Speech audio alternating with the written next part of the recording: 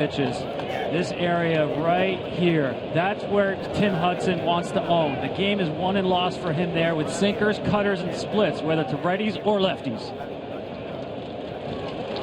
That's a strike on the outside half. It's 2-2. Could have left you a little circle up there, Tommy. That's magic for Tim Hudson there. What he wants to do early on is define the strike zone. How far can they go off the plate and get the pitch called? And right here, he likes the response from Jerry Davis.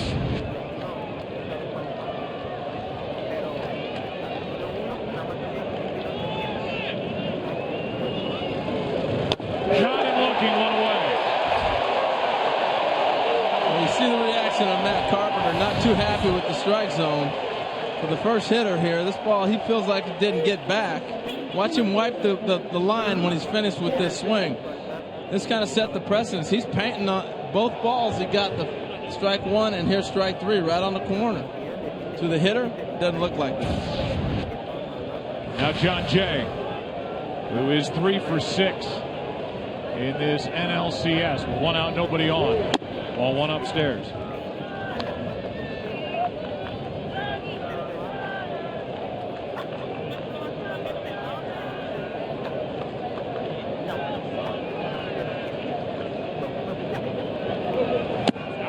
That misses ball 2, 2-0. They've been playing John Jay the same way every time. Pablo Sandoval at third base, way in. It doesn't matter if it's in this situation a 2-0 count or whether he's down 0-1 in the count. Dangerous proposition. Jay hits it in the air to left. Back to get it, Ishikawa. And the now everyday left fielder for the Giants has it 2 down. Home plate umpires the crew chief, Jerry Davis, with Mark Carlson at first base, Greg Gibson at second, Bill Miller at third. It's Paul Emmel in left. He was in New York for games 1 and 2. And Bill Welke, who had the plate in game 2 in St. Louis, is out in right. The batter will be Matt Holliday, who is hitless in this NLCS. Yeah, we talk about comfort level with a catcher. How about comfort level with an umpire? Tim Hudson, those are 5 career starts with Davis behind the plate, 1 this year. And don't think that every facet of a game isn't scouted. They know exactly who's going to be behind the plate. And with that familiarity, Hudson knows what he's going to get out of the veteran umpire, Jerry Davis. Here's a 1-0. Strike 1. And Joe, you're so right, too. And even as they're setting rotations and you're wondering how the matchups are going to be, I'm sure they looked ahead and said, Game 3, Jerry Davis, Tim Hudson, we like that matchup. We'll go there. Tim, you're throwing game 3.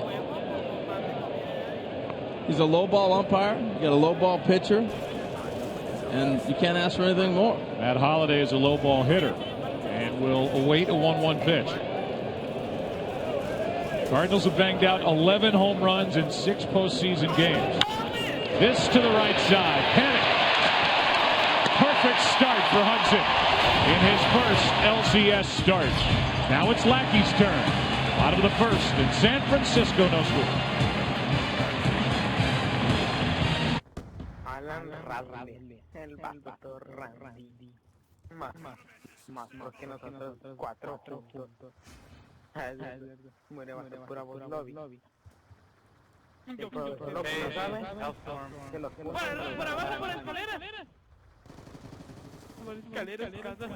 No, yo quería los puntos, profesor.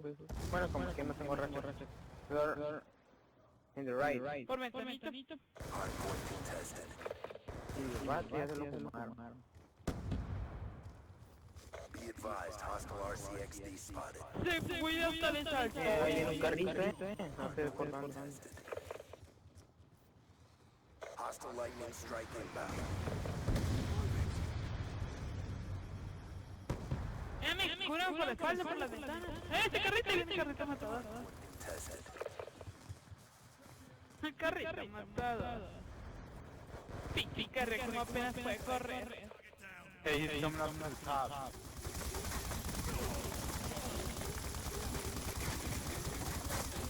Ya vi por dónde ir. I want to make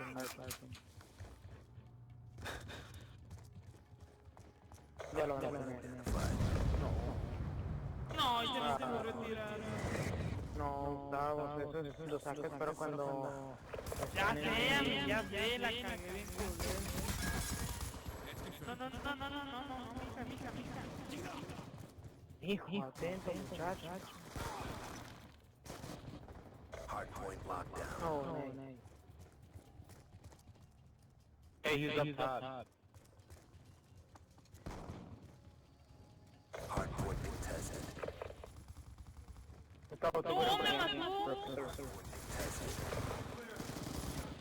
Friendly lightning strike inbound. Ay, lo salvé. Es el vato, el tsunami, viene que me mete el punto profesor. Ya vamos para el otro, ya. Sí, rojen ustedes, yo no quiero en este. Bueno, porque le queda el tsunami. Friendly stealth chopper inbound. Usted iba a tener...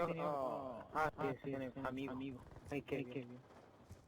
Tiene amigo, no. Point identified. Hardpoint locked. ¡Vamos, mi Juanito! Papá, screenshot. Casi full team. Entre paréntesis. You got to live Moss. Same look. Gregor Blanco leads it off. Joe Panic bats second. Buster Posey, Pablo Sandoval, Hunter Pence, Brandon Belt, Travis Ishikawa, Brandon Crawford, Tim Hudson. And there he is, John Lackey, the right-hander who was very good in his only Cardinal postseason start when he was a winner 7 strong in Game 3 in the Division Series. He's got more postseason innings than any active pitcher. Pitched in just about any spot, Joe. But how about this? In series when it's tied, as it is now, 3-0 with an 0.96 ERA. The tiebreaker, John Lackey. Blanco first up. There's his overall postseason numbers, 4 out of 32, and that's a ball from Lackey. Giants have been hard to beat here in their home park since the middle of August. Since the 16th, they're 16-5. Hitting almost 300 as a team. Popped up, left side, Peralta wants it, and on this windy day, he's got it, one away.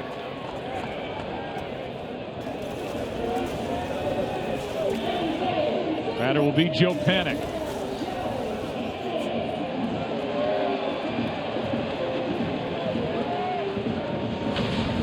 Obviously a lot of history for John Lackey with the San Francisco Giants. He appeared in 3 games, made 2 starts against San Francisco in the 2002 World Series as a rookie. And on short rest, won Game 7 for the Angels over Dusty Baker's Giants. I remember that. What a great outing by him that night, too. And you're wondering, as young as he was, he's going to be able to handle it. Panic shoots one into right center. Jay on the run is there for out number 2. He ran a mile to catch that ball in right center. I tell you what, and the wind knocked that down. This ball, watch how far John Jay goes to get it. See him in center field. He leans to his left, goes back the other way, and lets the ball die. And that's why he overdove it. The wind is blowing hard to left field. He starts to think he's got to really extend on the dive, and the wind just brings the ball back to him. Right here, he's getting ready to go lay. I got to lay out. Nope, it's back on me. Nice reaction, nice play. And so with 2 out, nobody on, here's Buster Posey. Ball 1 inside. You can see the wind even blowing on his jersey as he's standing out in center field. It's really gusting to left field. Posey takes a strike. This may be the toughest center field in baseball to defend because of the area, and as you said, Harold, because of the wind. The most triples in baseball this year. Triples Alley, they call it. There's a 1-1. That's into right field and in front of Pritchett for a 2-out single. Notice Buster Posey's a lot more aggressive. In the second half of the season, he hit almost over 400. Being aggressive, swinging first pitch, second pitch early in the count. That's a ball right down the middle that he's not going to miss. But his problem early in the year was he was letting himself get too deep in counts. 1 and 2. Find himself 0-2. Right here, that's a beautiful picture of a great swing to right field. And now Sandoval. What's you smiling about, Tom? It looked like a rubber baseball the way he compressed it. You talk about squaring it up. Textbook.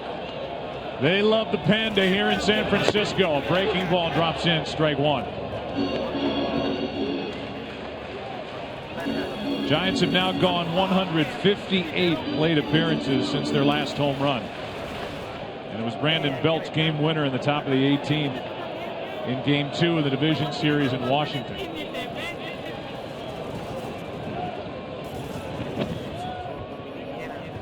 Check on Posey, who says thanks for the courtesy throw. Well, the wind was blowing so hard on John Lackey's back, sometimes the pitcher will just go, hold it, this doesn't feel right. I'll just throw the first little courtesy and change things up a little bit. Here comes an 0-1. Good rip, but off the hands, and a nice catch right below us. Strike 2. So it's A.J. Pierzynski behind the plate. And it's the guy who started the last 83 postseason games for the Cardinals, starting this game on the bench. Strained oblique for Yadier Molina. Big story. A little strange in the fact that he can throw, but he can't swing the bat. And so he's still available to catch defensively if they need him. Here's an 0-2. Sandoval spoils it. Saw that stat, 83 straight games. The last time someone other than Molina was behind the plate for the Cardinals in the postseason, the manager, Mike Matheny. Game 3 of the 2004 World Series. And it was the Yadi era beginning with Game 4 of that series afterward. And it was in that season that man, now the manager of the Cardinals, had a strained rib cage himself. Cardinals got a look at Yadier Molina, and they knew he was going to take over going forward. And Molina came to the Cardinals starting lineup. Matheny came out here as the catcher for the Giants, and the fans gave him a nice round of applause when he was introduced. Yeah, it was interesting talking to Mike before the game about that, and he said, I knew Yadi was going to take over. I was trying everything to stay in the lineup. Didn't work. Now the 0-2. That's into left field, a base hit. And it's 2 on with 2 out. What I'm seeing right now from John Lackey, everything's up. And if you're facing John Lackey, you want to get that ball up. Look what here is with Sandoval. Sometimes they try to go up to get him out, but the pitches he fouled straight back were balls that were up. The base hit, the Posey, up. And this is up in the zone, but I'm saying above. When you're facing Lackey, you want to get that ball thigh high and above. And right now, he's leaving the ball up in the zone. Inside mislocation there. The pitch prior, yeah, they want to go out of the strike zone way high. That was a mislocation. And now Hunter Pence has the RBI chance here in the first inning. 2 quiet outs. Nothing shaken until Posey, a base hit to right. Sandoval into left. Pence takes a strike. At 92, from John Lackey, who's making his 18th career postseason start.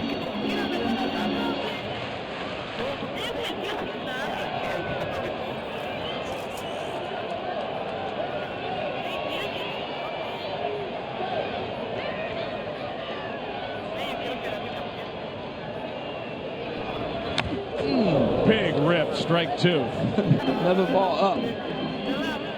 See how the Cardinals and the Giants have scored in this NLCS to this point. You got the home runs for the Cardinals, and the Giants doing it and taking it any way they can. Yeah, you said, Harold, another pitch upstairs unintentionally. You can tell by how much the glove of A.J. Pierzynski has to move to track the baseball. Yeah, and that warranted a conversation with he and A.J. I think the big thing that they're saying right now is calm down. You know, you get excited, that's when a guy gets the ball up a little bit more than he necessarily wants to. You're up 0-2 now. Execute the pitch and get out of it.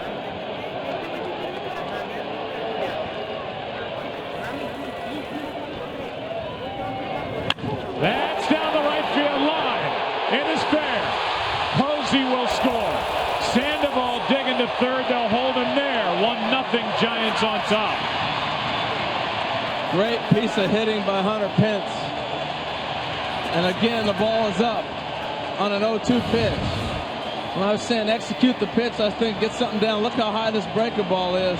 And Hunter's up there hacking. You're wondering why the guy's swinging the ball like that. You're in the mindset of make him bring it up above those knee knocker things, whatever he's wearing with his pants rolled up. Get the ball up. He's looking for anything up. That's a two-seamer designed to be down and away.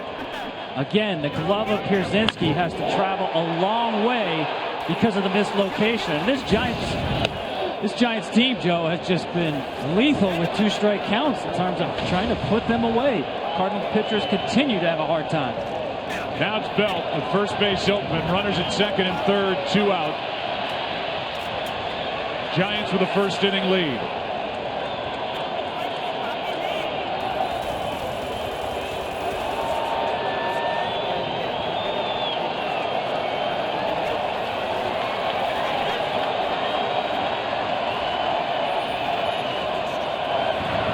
Breaking ball misses. Lackey wants to know where, and the count 2-0.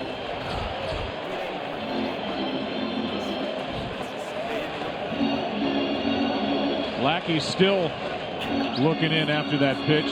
Instead of strike 1, it's ball 2. And Pierzynski was having a little conversation with Jerry Davis to get a little more clarification. Where'd you have that?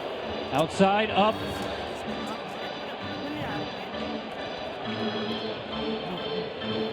Well, a lot of times, if you're not consistently living on the corner like we saw Tim Hudson in the first half inning, you're not going to all of a sudden get a pitch on the black when you're missing your zone.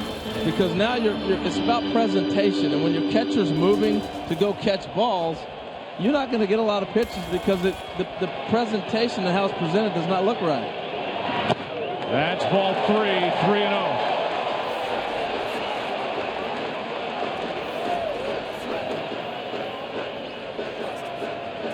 For the postseason, into this game and into this first inning, the Giants have been hitting 141 with 2 out. Single by Posey, single by Sandoval, a double for the RBI. And now the Cardinals are going to put Brandon Belt on base with the intentional walk and leave it up to Ishikawa.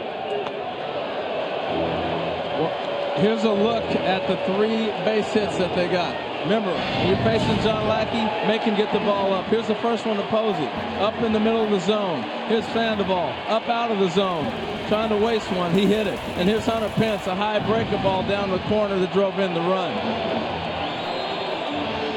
If he doesn't get the ball down, it's going to be a long night, or afternoon, I should say, for John Lackey. Well, here's Ishikawa, who is 3 for 5 in this LCS. And he's won the confidence of Bruce Bochy to man left field. He wants this bat in the lineup. He hammers one into right. Back is Grichuk. At the wall, it is off the wall. All 3 runs are going to score. And it's 4-0 Giants here in the first.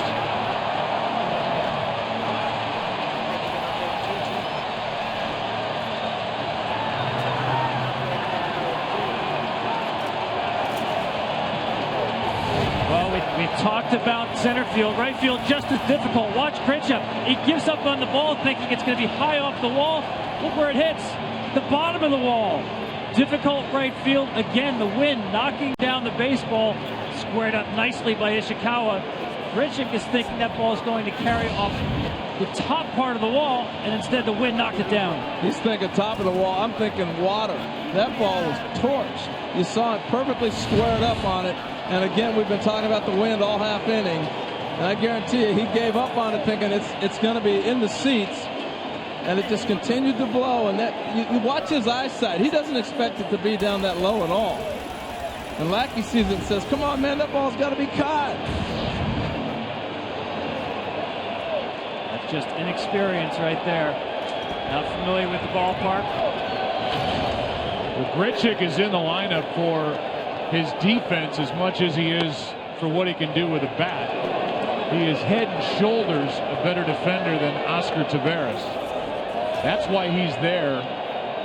And he was fooled by the wind and the angles out in right field. That's a tough read. It just is. Now Crawford into left. Holiday is there, but a big first inning for the Giants as they come up with 4 runs on 4 hits. And Tim Hudson has a 4-0 lead. Posey started it.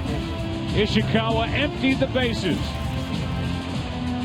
Bruce Bochy is stuck with Ishikawa, and it pays off. here in Game 3.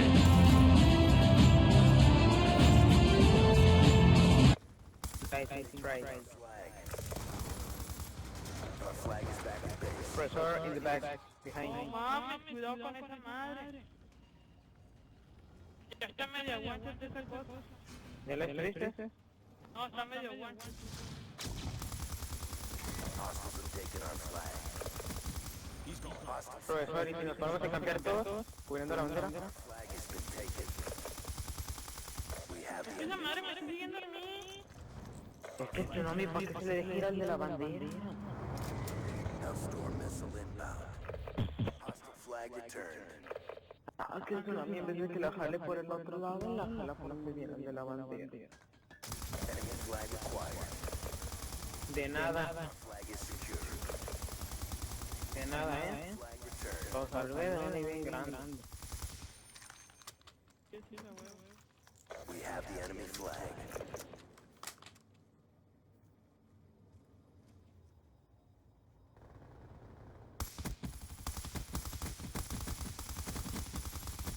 Ay, que se hace el tsunami se quiere ir por la aquí.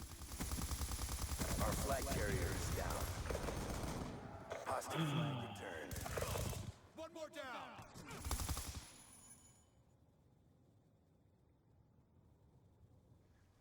Digo, tsunami, you have it.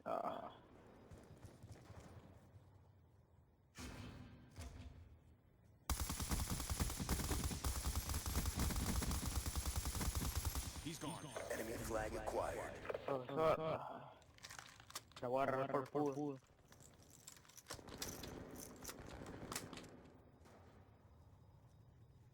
Por piscina.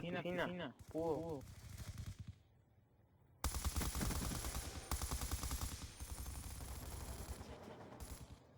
We've captured the enemy. Nice.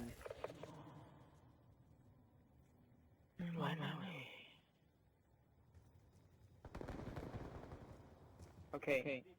Todo depende de Gustavo. Todo para acá atrás.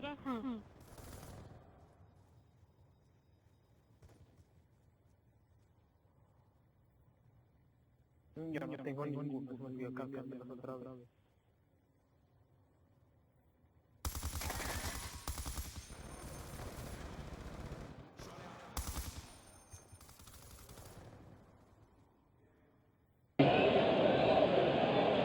Defense let him down a bit with Grichuk and right on what turned into a tough play.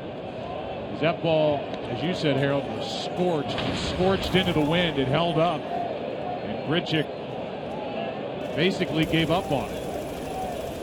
Hit at the bottom part of the wall, emptied the bases, made it 4-0, and now a 1-0. Adams comes up empty, a ball and a strike. Yeah, what's tough about that read for Grichuk is you got bases loaded. If no one's up and no one's on base, he goes back to the wall and tries to make that catch. Now he's thinking relay, cut off the lead, the second run. Maybe we'll keep it to 2 runs instead of 3 on this ball. Here's a 1-1 from Hudson. Adams chops it right side. That's Belt. Flips for the out. 1 away. Watch this.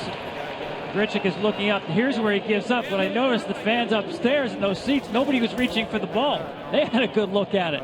But what's tough here is that this is Randall Grichuk's first game playing defensively in this ballpark. And to play it for the first time with the way the wind is blowing in from right field, that's a very difficult assignment. And you saw Ishikawa right there. He thought he got it. He stood there, thought he was Reggie Jackson in the throwback years, and decided he was going to watch it. Some of the younger people, maybe Griffey, somebody like that. You thought it was out, didn't you? I did. Here's Peralta, 1 out, nobody on. First 4 have been retired by Hudson. Ball 1 outside. I think anywhere Tim Hudson has been, he was in Oakland, called up in '99, and they knew instantly how good Tim Hudson would be. He was 11-2. Here's one hammered into left, but the wind just knocks that thing down. Ishikawa there for out number 2. You know, there's not many ballparks in baseball that play like this. You know, Fenway Park, you used to have to throw grass up in between every pitch to see which way it was going to swirl. Maybe you get that in Chicago a little bit. Candlestick years ago was a nightmare to play in. And this ballpark is a little bit problematic today. It changes pitch by pitch, depending on where you're standing on the field. 2 out, nobody on. Here's Colton Wong. Fresh off having his white jersey ripped off his back. His game-winning home run in the 9th inning 2 nights ago.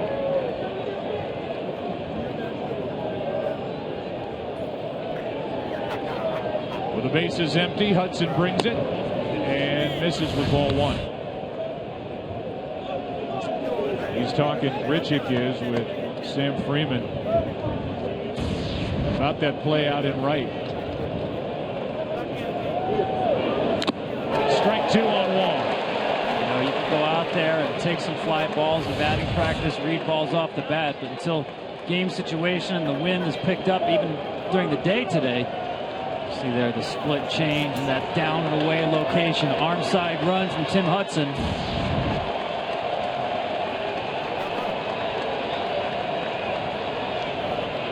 Lonely place to be right there. That's foul. Starting to talk about Hudson, who was so good with Oakland and part of that rotation that was so top heavy with Barry Zito and Mark Mulder. Then he moves on to Atlanta, spent longer in Atlanta than he did in Oakland.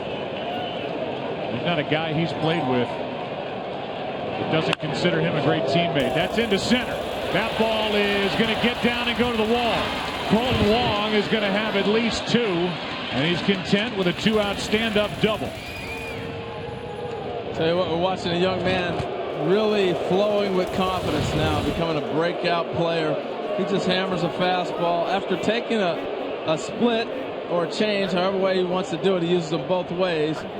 Swing and miss on that, then laying off of one, then get a fastball and jump it right there. That's a great piece of hitting. Yeah, that's the difference in Tim Hudson the last couple of years. He's gone with the four-seam fastball up occasionally just because he wants to change hitters' eye levels. Everything down at the knees. He got Peralta on the fastball up. That time Colton Wong said, not this time. Here's Pierzynski, who was traded here to the Giants back in 2004. Did not have a great year, and he gets that reception. He was expecting it. Maybe not because of what he did, but the players that were given up to get him, like Joe Nathan and Francisco Liriano, 2 real good players. Yeah. And 1 year later, he's gone. Mike Matheny taking his place. Here's a ground ball foul right side. 1 ball, 1 strike. In 10 years, people, give it up. Give it up. A couple World Series out of it. So Pierzynski making his first start since the middle part of September. But he is a postseason vet. Won it all with the White Sox back in 2005.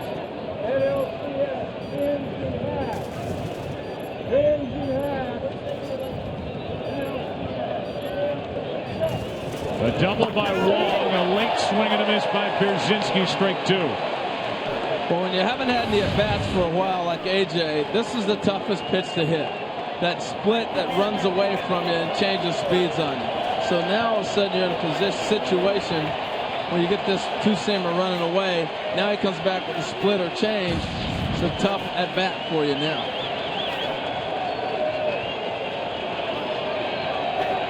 Pierzynski 8 out of 21 lifetime against Hudson. Backed up at 1-2 and strikes out.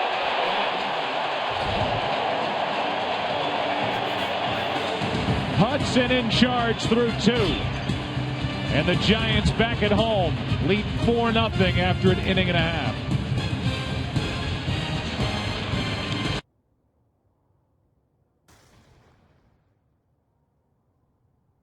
Otra vez no me puse racho, recuérdame, no, por favor. Arre, eso, canijo.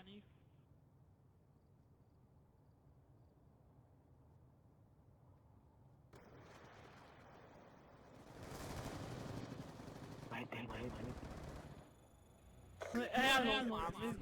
Que me están ahí, cabrón. ¿Qué onda con ese árbol super caro? Tsunami. Yeah. What? Switch. What?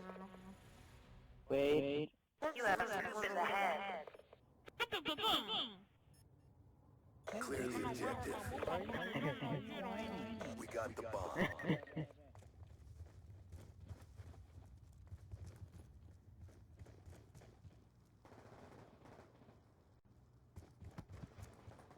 Hey, he's inside the train. They're all at A.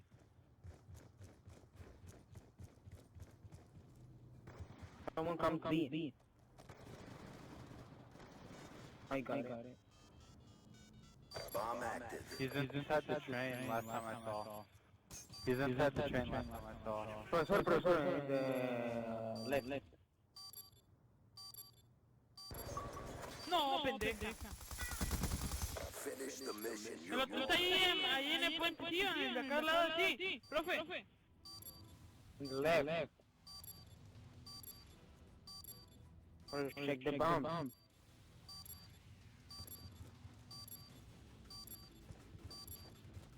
You have it. No lo vio.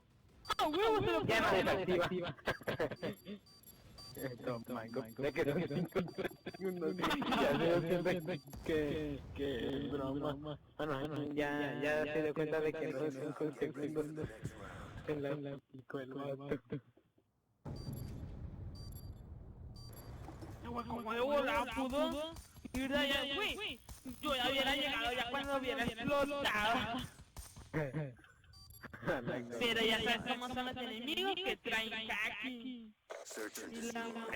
Traen aimbot. Traen aimbot del 100 y del baratillo y gratis. Protect the objectives. Hay un hack gratis, que lo puedes descargar gratis. Pues son gratis. Depend on great offers on the 2014 North American Truck of the Year, the Chevy Silverado. Stop by your local Chevy dealer today. Hudson up there hacking at the first pitch, and off we go in the bottom of the second. Tim was, well, if you want to look at it that way, 0-38 or 2 out of 53 during the regular season swinging the bat. And why not? Trying to jerk one out of here, but it's foul. Strike 2. The Giants, the most runs they've scored in a postseason first inning since Game 7 of the 1912 World Series. Wow. Amazing. Started with 2 outs and nobody on base. Another foul by Hudson. I thought you were talking about the one in 19, what was that, 12? 1912. 1912. I thought that's what you were talking about. That started with 2 strikes. Like, come on, Tom, really? You know that? That was, by the way, an 8-game World Series because they had a tie in that one. Here's the 0-2. Hudson's turning in a tough at bat.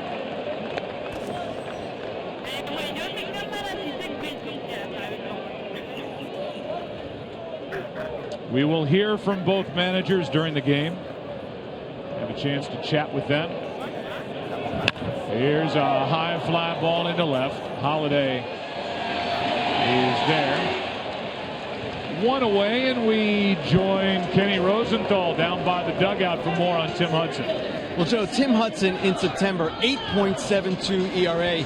He told me that his mechanics were out of whack. He was pulling off left too much toward the first base side. He had to get back on line. But here's the big thing with Hudson. Before that division series start, he had 9 days rest. Before this start, 9 days rest. He told me at this point in his career, the extra time off helps him more than it hurts him. 39-year-old right-hander is through 2 scoreless. He's allowed the 1 hit. And there's a ball from John Lackey, and he's had a couple of stares into Jerry Davis so far in the early going. Blanco fouled out his first time. That breaking ball is a strike, and it's 1-1. Kenny had some company down there, huh? A little tight. Looked like he was riding a cable car. Yeah, he's not alone at the end of the dugout.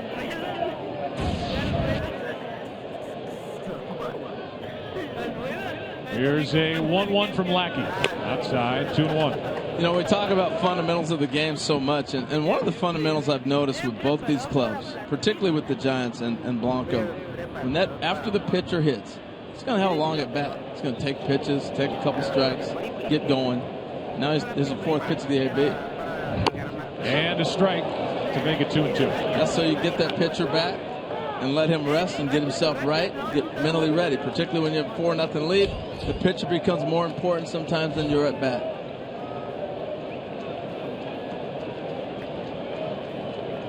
With the wind whipping around, time called as Lackey was already into his delivery, and that just another thing to upset John Lackey here in the second.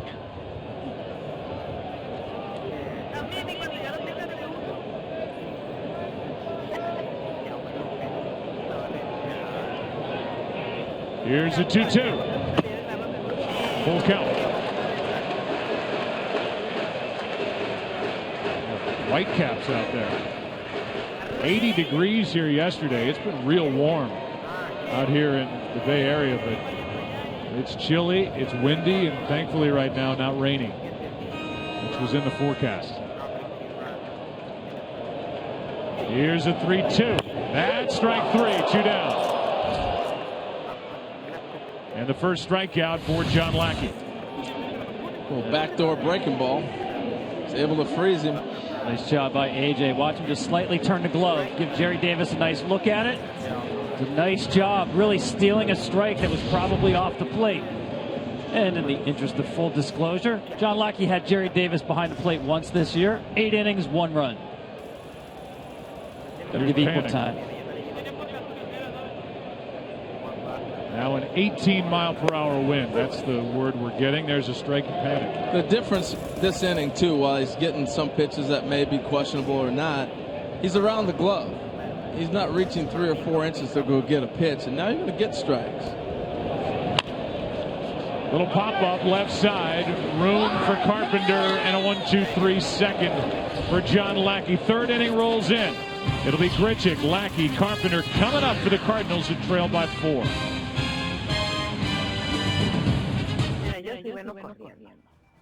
El Gustavo para cubrir, profesor para cubrir, el tsunami para nada. Mugre vato manco. There's 2 middle. A la vector es 2.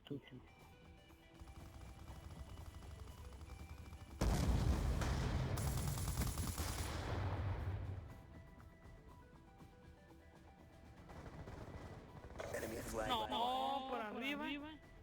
Tsunami cover me. Taking our flag. Stop con me. They dropped our flag. Arriba. Veo. Muévete. Our flag is Muévete. Agarra. We have the enemy flag. Buena. We've captured the enemy flag. Que el Pachi no se movió. ¿Ya tiene racha?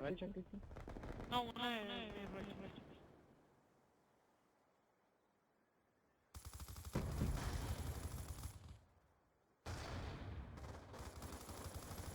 Una frag y 2. No hace nada. Preparados para el hierro.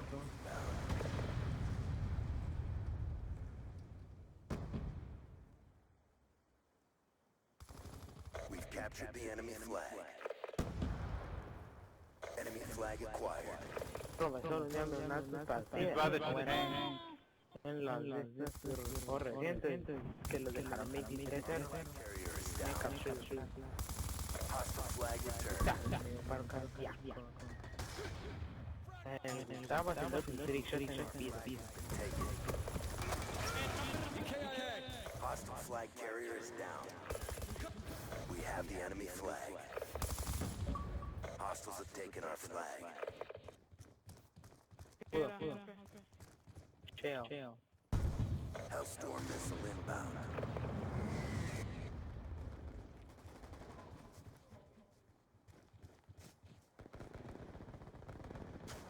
Tu morro se me agachó.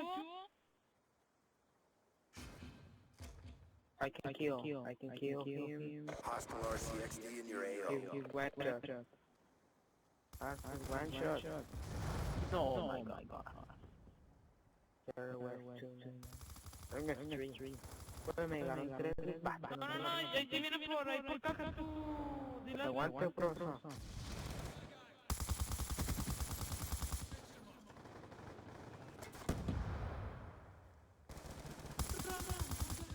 for the Cardinals with what they've done with the home run ball. 17 of their 23 runs they've scored have come thanks to the long ball.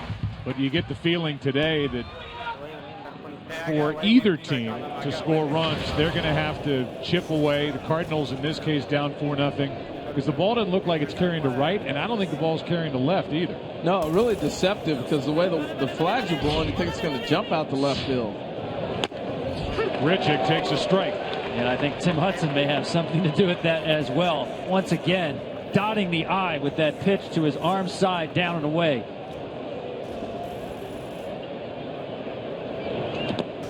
Skips in, ball one. Well, we talked about having two veteran pitchers, too. They're going to understand how to make the adjustment with the umpire they have. And Jerry Davis, it clearly looks like he's going to give you a little bit off the plate. If you're able to put a little bit of the ball in the corner, you're going to get that call. And they've both made that adjustment the last couple innings. Jerry has umpired well over 100 games in his postseason career. And as I mentioned, he is the crew chief of this group for this LCS.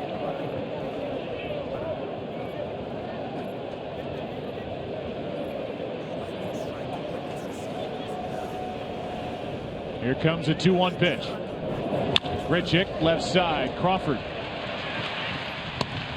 One away. And on the other side, down on the field in the Cardinal dugout is Aaron Andrews. Hi, Aaron. Hi, Joe. And Yadier Molina trying to keep the spirits here light in the Cardinal dugout throughout this game. But how is he feeling? You know, Mike Matheny put it perfectly. What does a strained oblique feel like? Well, he said it hurts to laugh, it hurts to sneeze, it hurts to breathe. And Yadier telling me today he's in a lot of pain. He says he hasn't slept well at all. There's Lackey. He takes a strike. We lost Aaron's mic. When you visited with, there she is. Here is an 0-1 pitch. Lackey, strike two. Taking out some of his frustration with that swing. It's 0-2. Mike Matheny told you that Yadier threw the ball really well yesterday. The video we have from earlier today doesn't really show him being able to cut it loose. That's down and away, ball one. And the thing I found interesting, too, and I think Aaron might have been leading there, was Mike Matheny had an oblique strain himself, so he was able to identify with the pain and everything that you're going through. And you're absolutely right, Joe. He didn't throw the ball. There's strike three. The same today as he did yesterday, but I think also maybe knowing that I don't want to warm it up, I just had to see if I could do it. As we get a look at Yadi here, this is 11 o'clock this morning during batting practice. Remember, the game's here at 1 o'clock Pacific time. He's out throwing, not letting it go, but I think more than anything to know that, hey, I can move around. He caught the bullpen, he's able to move a little bit. If they need him, Mike Matheny has made it clear, Tom, he's going to bring him in for defense. Yeah, to me, it's shocking the way he left the field in Game 2 to think he's a possible defensive replacement. Here's Matt Carpenter, strike one. The big key there with those obliques, really have no rotational flexibility at all, and that's why he's not an option as a hitter. Matheny telling us that behind the plate, receiving, throwing, and of course calling a game, he can do it.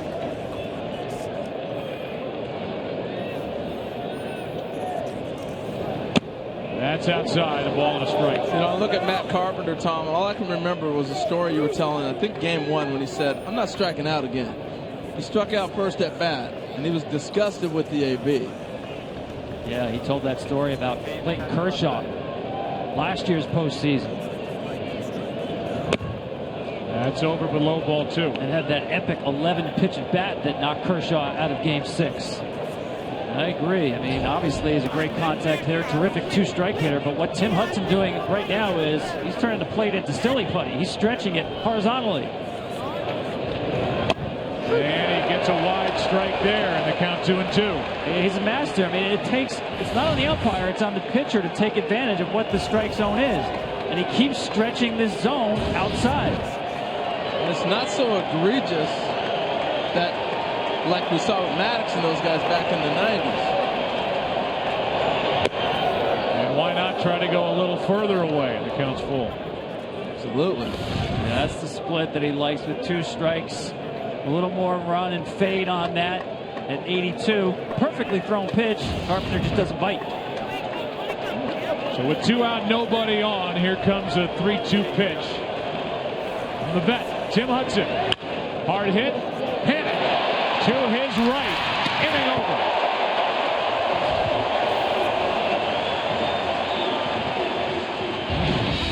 Who's coming up? Buster Posey. He got it started in the first inning with a base hit. The leader on this Giant squad. First up, bottom of the third, 4-0, San Francisco.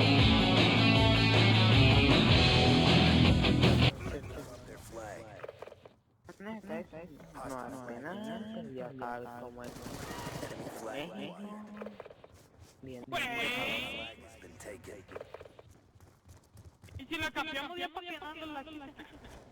Ay, es como que Mission almost complete. ganamos.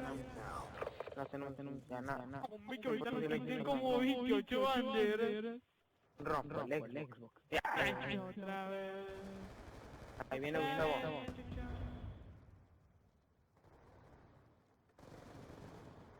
¡Oh, mami!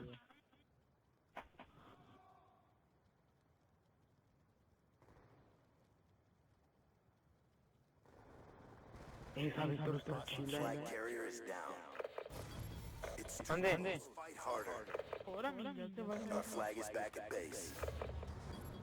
Hostiles have taken our Ok. Ya está 17 segundos. hostile lightning strike inbound. Que no la capté para dejarlo cero. We drop their flag. Arre, nada, aquí está. Hostile flag returned. No.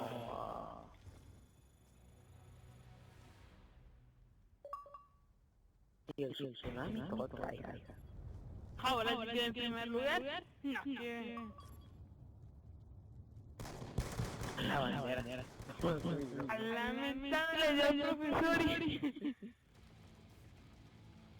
Operation complete. Nice job. Group. Prepárese para el hierro.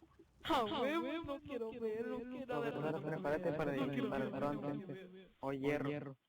Platino, Mate. No. Profesor, hay que perfecto todo. La verga. I gotta go now. Mira, en vez de volar, llegamos a Lulu. Con una partida y ya nos meten en el top 25. ¿Qué feo? Me sacó. Va sacando, me muere tsunami, Salamonda. Ya ni por qué le ganamos a un Master Platino. Y el tsunami, de seguro que ya vamos a ver otro equipo. Profesor, saquete el tsunami.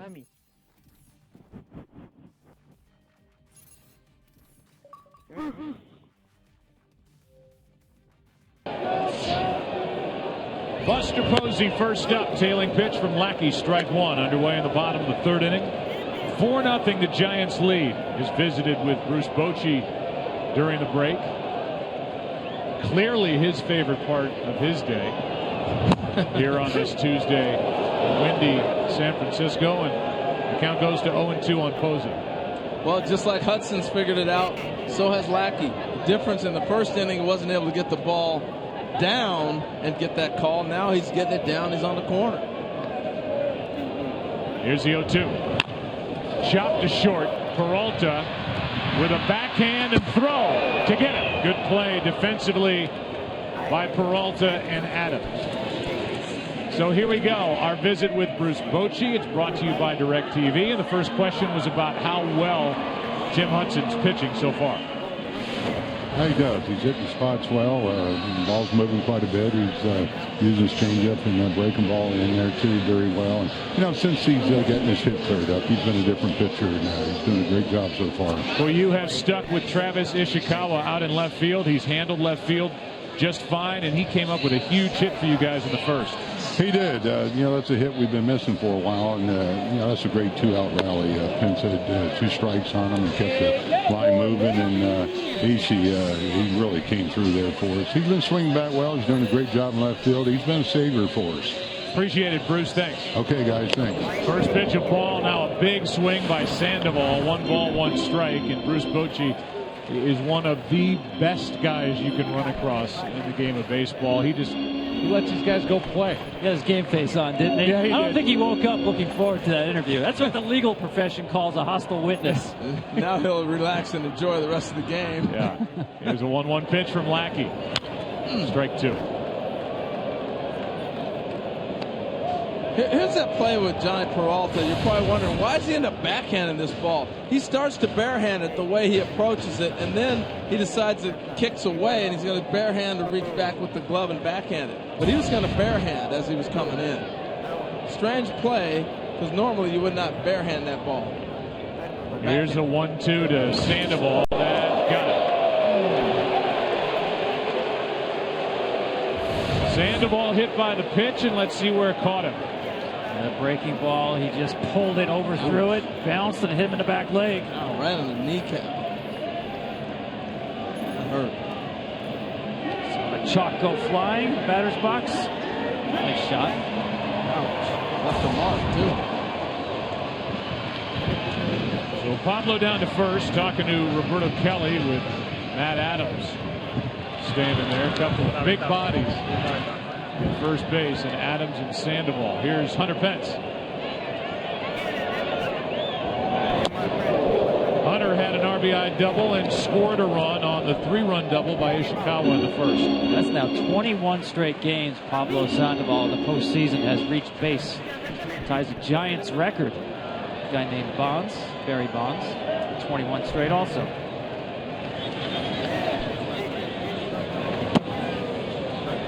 Start thinking about the history of the Giants. You bring up Mays, McCovey, Bonds you talked about, Jeff Kent. Think about a lot of different, all through the line, through the years. The Alou brothers. A lot of history. Here comes a 1-1 pitch from Lackey. Pence got under it, flies it into center for John Jay. 2 out. Speaking history, Harold, you like the Giants' home uniforms? You gonna call them dingy? Because they got the throwback cream-colored look. Yes, they do. I didn't know where you were going with that. At first, I looked at you like, uh-oh, where are we going? They went to these uniforms in 2000. Old school. There's old Philippe. Philippe's here today, huh? Felipe Alou. Managed here, played here. Yeah, these are two organizations that are so rich in tradition in their history. And as belts one into right, Grichuk with a nice running catch. These are two organizations that keep the beloved ex-players around. They love being around today's players and today's athletes. Grichuk, a nice catch to his left. 4th inning rolls in. Giants on top 4-0.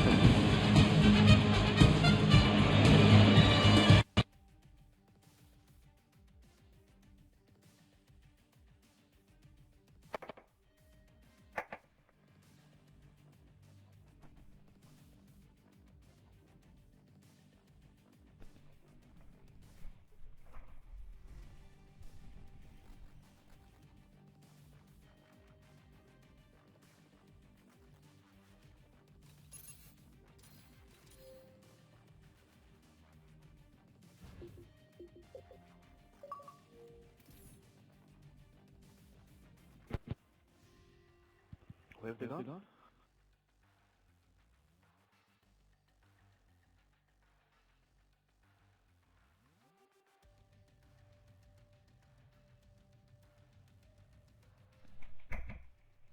I'm here.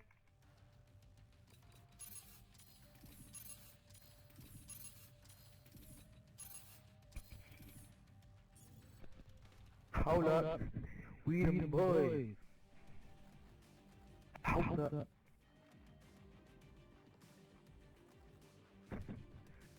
We the boys.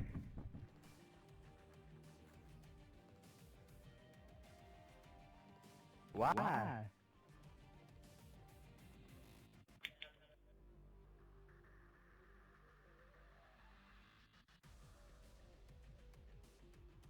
Shut up!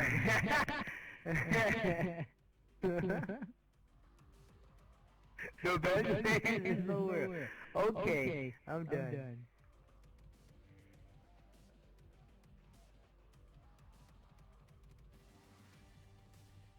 Man, be quiet.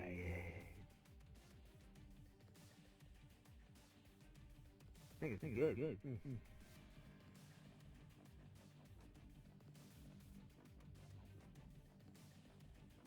후리네.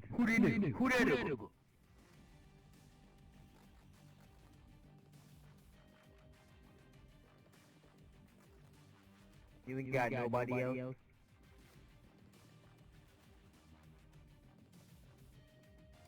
Hold up. Wait a minute, boys. Hold up. Wait a minute, boys. I changed my titties to pink. To the strap on is pink.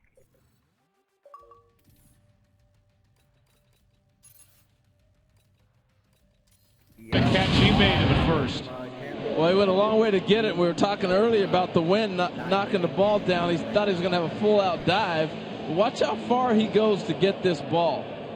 Read it, took off, went over 100 feet to go get this ball. It's a heck of a catch. Could have been damage, might have been a lot worse had he not caught that ball. A 4-run first inning for the Giants. Hudson's done the rest, and the first pitch misses. Down and away, ball 1 to Jay, who fly to left his first time up. I keep waiting for Jay to shoot one right past Pablo Sandoval's ear. Just a bullet past him. Here's a 1-0. Big swing, a ball and a strike. Sandoval has played in against John Jay a lot in this series already. Yeah, Jay only had a couple of bunt hits during the season, but you want to take it away, and Sandoval has trouble with those bunt hits, so they need to play him in closer than normal third basemen do.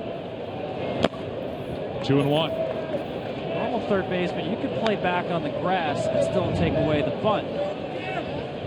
Sandoval, not one of his strengths coming in on bunts, so they decide to play him in closer.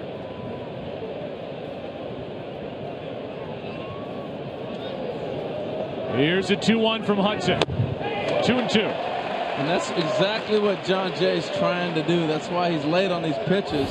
He's trying to shoot it past the third baseman. Watch how late he takes this ball and just tries to shoot it. Now with 2 strikes, he's backed up. We'll see what happens with the approach at the plate. Jay leading off. Hits one into left. He hit it over the head of Pablo Sandoval. Ishikawa comes up throwing. Jay slipped going around the bag. And it's a leadoff single. Second Cardinal hit of the day. This is perfection. This is what he was waiting for. He just didn't get it down. And so it came a couple pitches later. But a great piece of hitting. That's his natural stroke. He loves the ball away. The Giants really haven't pitched him inside much in this series. You see hit an oil slick going around first base. And that's why I don't understand the defense that they have on him, where you're bringing the third baseman. It's playing right into his hands. Here's Holiday, who grounded out. Diving stop by Panic. His first time up. First time the Cardinals have put their leadoff man on in an inning as Hudson brings it. That's a base hit through the left side. Jay and Holiday with back-to-back singles, 2 on, nobody out. And you saw Buster Posey set up inside. Hudson can throw the same pitch he's been throwing to lefties. Same area, except this one stays over the plate. The way to pitch Matt Holiday is hard in with run on his hands. That sinker just didn't run in. Nice first pitch hitting by Matt Holiday. Great start to the 4th for the Cardinals. There's Dave Righetti, his 15th year as pitching coach here in San Francisco. Hudson has been able to stay away from these left-handed batters. Cardinals have been crushing pitches on the middle part of the plate and in for all these home runs. This one right down the chute, strike 1. If you're St. Louis, you got to walk away. You're first and second, no outs. You got to get something out of this inning. You know, you're in the 4th. You got to start playing frames the rest of the game. You can't think you're going to get them all in one bunch. But you got to walk away getting one. If you get a bunch, great. But you got to score at least one this inning. 15 home runs during the regular season from Matt Adams. 2 this postseason. That's outside. A ball and a strike. Well, Adams doesn't hit a lot of ground balls to the left side, but look where Brandon Crawford is right there. Imagine if there's a ground ball somehow gets hit to Sandoval at third. The turn that Brandon Crawford is going to have to make. The difficult angle coming to the bag. That, and also at the second baseman, he's going to be that pivot guy, having to get around too. Adams into center field. It will carry for out number 1. Throw back into the infield as Adams lines to Gregor Blanco. A nice piece of hitting, gets a ball down out over the middle of the plate. Hudson's starting to leave some balls out over. The Cardinals are capitalizing. There's 3 balls in a row that have been hit hard. See this ball, Tom? It's sinking, but it stayed out up a little bit for him to handle. Yeah, got enough run on it. Actually, the best pitch he had was the first pitch of the at-bat, and it looked like either surprised or in take mode that first pitch. Well, here's Johnny Peralta, and if you're the Cardinals, you're waiting for something out of your, at times, cleanup hitter, and your shortstop, who set a Cardinal record with his 21 home runs, 75 RBIs. He does not have an RBI this postseason. Yeah, and that's the difference in this game right now. You look at the middle of the Giant lineup, they did damage when they needed to. Come to the Cardinal middle of the lineup, they got to get damage out of Johnny Peralta.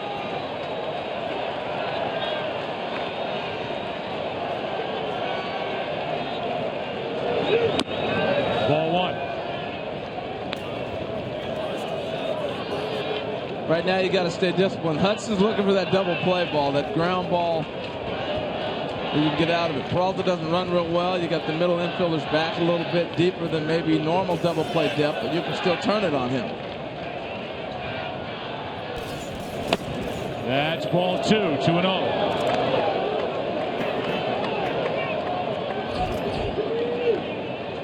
'52nd career postseason game for Johnny Peralta.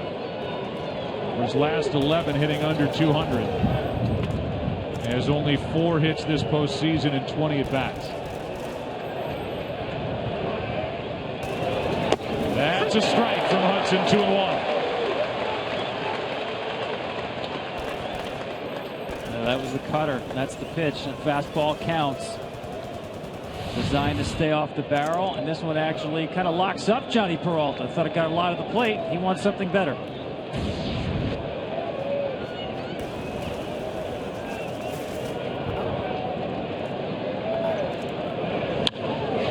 That's foul, strike 2.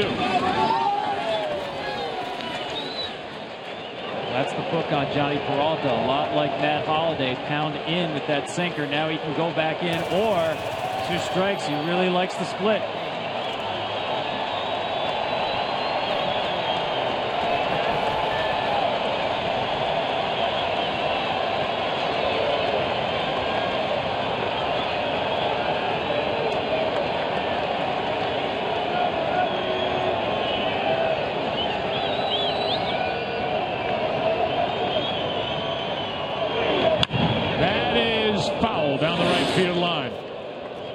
Nice piece of hitting with 2 strikes to cover that pitch sinking away.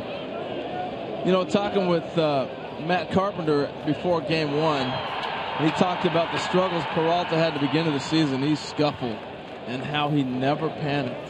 He was always calm, same demeanor all the time. He's going to need that now.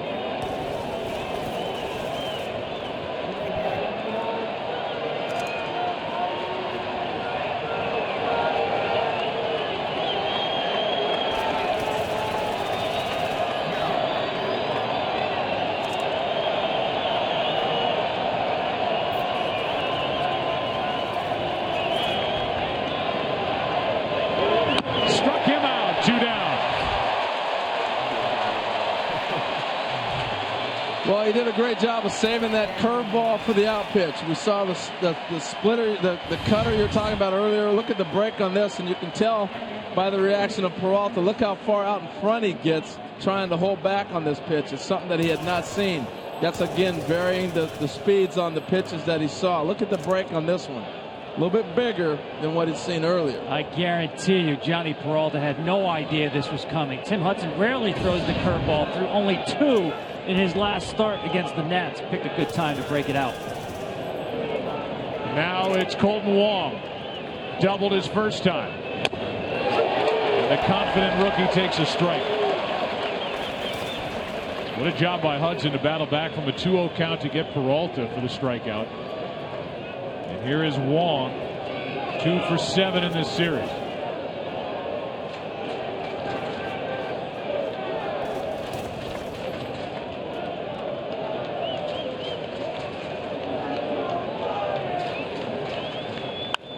Here's a fly ball into right, back at the track, at the wall, and is off the wall.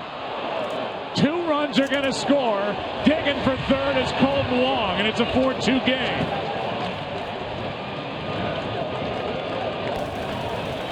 The lead has been cut in half, and the rookie now has a double and a 2-run triple. Tell you what else, I was watching the flight. I said, how is Hunter Pence going to play this ball? Watch the swing by Wong. He gets the ball in the middle of the plate and hammers it. He's hotter than a pistol right now. But as this ball is in the air, I don't know about you, Tom, but I looked to see what was Pence going to do. And he played it for the carom, and Blanco played it for the kick the other way. The experience of this ballpark. Cardinals had to walk away with something, Joe. They got 2 at least to get back in it. Well, you can just see the routes that these guys are taking out in right field. They don't end up anywhere near the baseball. You saw that with Hunter Pence, and he's played lots of games here in this ballpark. Brzezinski grounds to Panic. And the Cardinals strand their second of the game. But they've cut the lead in half. And it's that kid again, Colton Wong. He's got a homer, double, and now a 2-run triple in his last 3 at-bats. 4-2 game.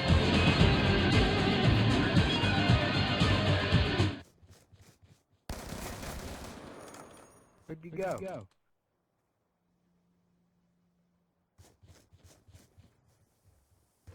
What the fuck?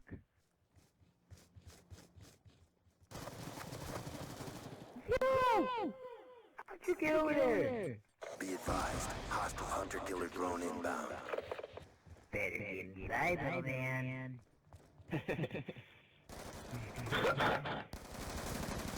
It's turned on. Yes.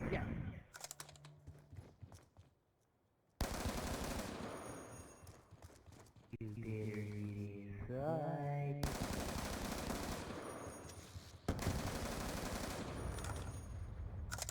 I think I'm a little too good for you, bro. You choose the MSC with no sight. Like no sight on like boss. I don't know why you use sight on this shit. Aww. Hostile lightning strike inbound.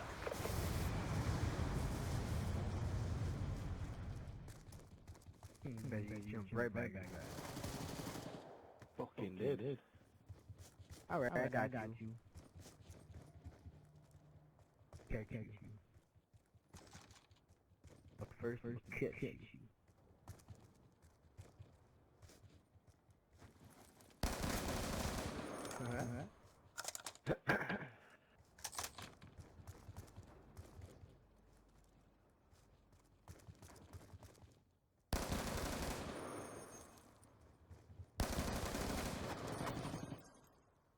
That was lucky.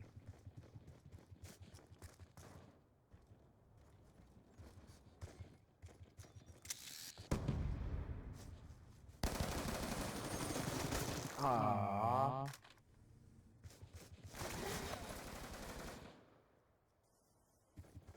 You know where I am all fucking time? If I come to this fucking UAV.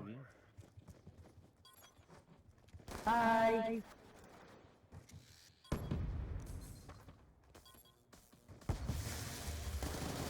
Maggie. Fuck. 2 bar, 1 bar.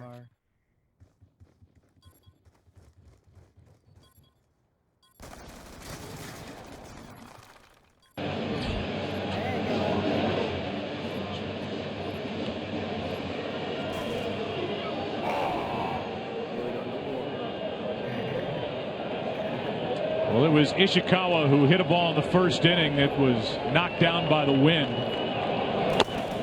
It came with 2 out and the bases loaded and a run home. It was a 3-run double. And at the time we talked about how the rookie Randall Grichuk The right fielder for the Cardinals gave up on it too soon and took a circuitous route to the ball. And now moments ago, we just saw a guy who plays out here in Hunter Pence. This is his home park. Do the same thing in a ball that was hit by Colton Wong. Two balls that typically would be out that were brought back in by the wind, and we'll show you the routes of the two right fielders. After Ishikawa does something, Adams, the big guy to his right, one away, and let's go to those two replays. Oh yeah, you called it. Here's the first one. Grichuk here. Watch him. Watch how far towards center field this ball is going to hit the wall. The wind is pushing it down and away from him. You figure, okay, it's his first game. How about Hunter Pence, all the experience here? He turns to his left, and the ball is 30 feet to his right. It's an indication of how that wind is blowing, not just knocking it down, but pushing the baseball. And Joe, I think the wind has picked up since the game began. I know this. They called our blimp back to base because it's just too windy up there now. Yeah. So Lackey, who is settled in, misses with ball one to Brandon Crawford. Well, he really has. Lackey, the big thing he's done is he's got the ball down. And early on, missing spots, and the Giant hitters capitalize. He's settling in nicely. Breaking ball, and Crawford gets under it. Good luck. Grichuk, no issues here. 2 out. Our interview with Cardinal manager Mike Matheny brought to you by DirecTV. And the first question was about Colton Wong and how hot he is. Yeah, he's doing a nice job of just staying short. You know, we talked early on, Joe, about the bat speed this kid has. But you know, if you trust that, you're giving yourself a chance for just about any pitch, and then just trusting that your hands are going to get to that ball inside. And he's putting good swings on the ball. You played for the Giants. We see Hunter Pence now take a weird route to a ball in right. We saw Grichuk, your rookie right fielder, struggle earlier. It is nasty out there in right field right now. Yeah, this is a different wind than you typically see here. I mean, Candlestick used to see stuff like this, but yeah, I think that's a good point. When you see Pence go after the ball funny, you realize why it was so hard for Grichuk to get in a good spot. But yeah, it's going to be tough all day, and hopefully everybody's back in the field. All right, Mike, thanks. Now Tim Hudson's on with a 2-out single into left. He had only 2 hits all year, and he's had good swings against Lackey here in Game 3. Well, you're not kidding. If you didn't throw the numbers out there, you wouldn't know he doesn't swing the bat as well as he's swinging it tonight. Yeah, he was a great hitter at Auburn University. Put up some hitting records there. He could swing it, just had a bad year offensively. Old shortstop at Auburn. Here's Blanco. Gregor struck out his last time, fouled out his first time, and is now 4 out of 34, and we'll say it again, as we did a lot during Game 1. They really miss Angel Pagan, their center fielder, tone setter, leadoff hitter for the Giants. That's up and away for ball 1. Yeah, for a number of reasons, and also the flexibility it gave Bruce Bochy. It shortened their bench when they had to put Blanco in because he was so valuable. He could play at so many different places. You could double switch. You could make a lot of moves, but you lose that when he has to start games. Here's a line drive to Peralta off the bat of Blanco. And we move into the 5th inning in Game 3 of this NLCS. Another good one now. 4-2, Giants on top.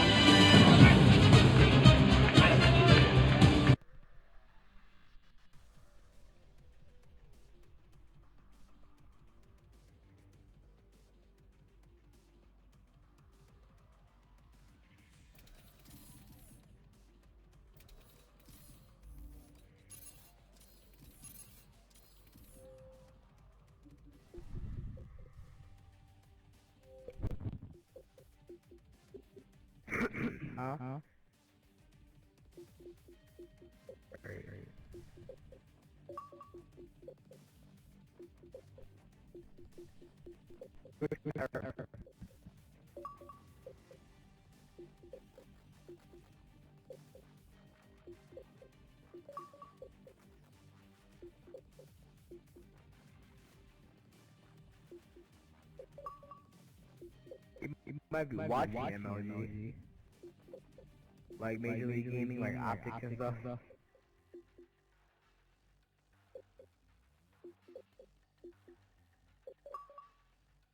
the professional gamers, like they go around the world traveling and shit. Just the game. Tournament, game battles, game pages, all that.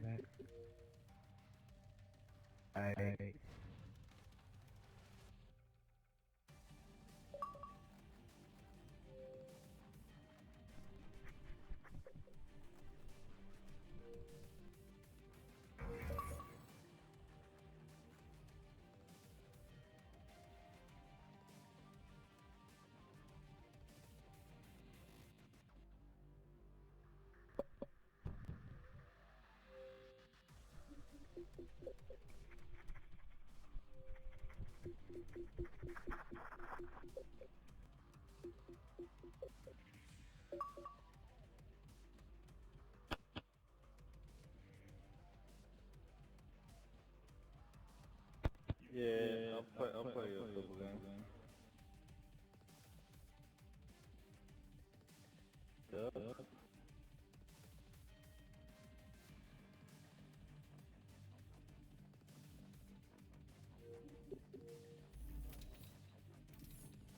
I haven't played in a while. Great piece of hitting by Hunter Pence. He hammers one into right. All 3 runs are going to score. It was a 4-run first inning for San Francisco, a 2-run 4th inning for St. Louis. Where will you be next time history is made? Check out a season ticket package at MLB.com/season tickets to reserve your seat today. Randall Grichuk first up. John Lackey and then Matt Carpenter, the next 2 hitters. It was a 2-out, 2-run triple by Colton Wong last inning that got the Cardinals on the board. And now Hudson brings it and gets it by the bat of Grichuk, who is now 1 for 8 in this LCS. See, one of the ways the umpire does not become a story behind the plate is when the pitchers understand what the strike zone is. And they're able to settle in and start hitting the pitches and be consistent. It allows him to be consistent. Whether you like it or not, he's been consistent. That's all you want as a hitter. Okay, he's going to call this, and the pitcher's going to live there. Let's go. Got a game plan. Let's make an attack. Like, that's a great point. Pitchers and the hitter, they know what the strike zone is right now. So Jerry Davis is the crew chief here at this umpiring group.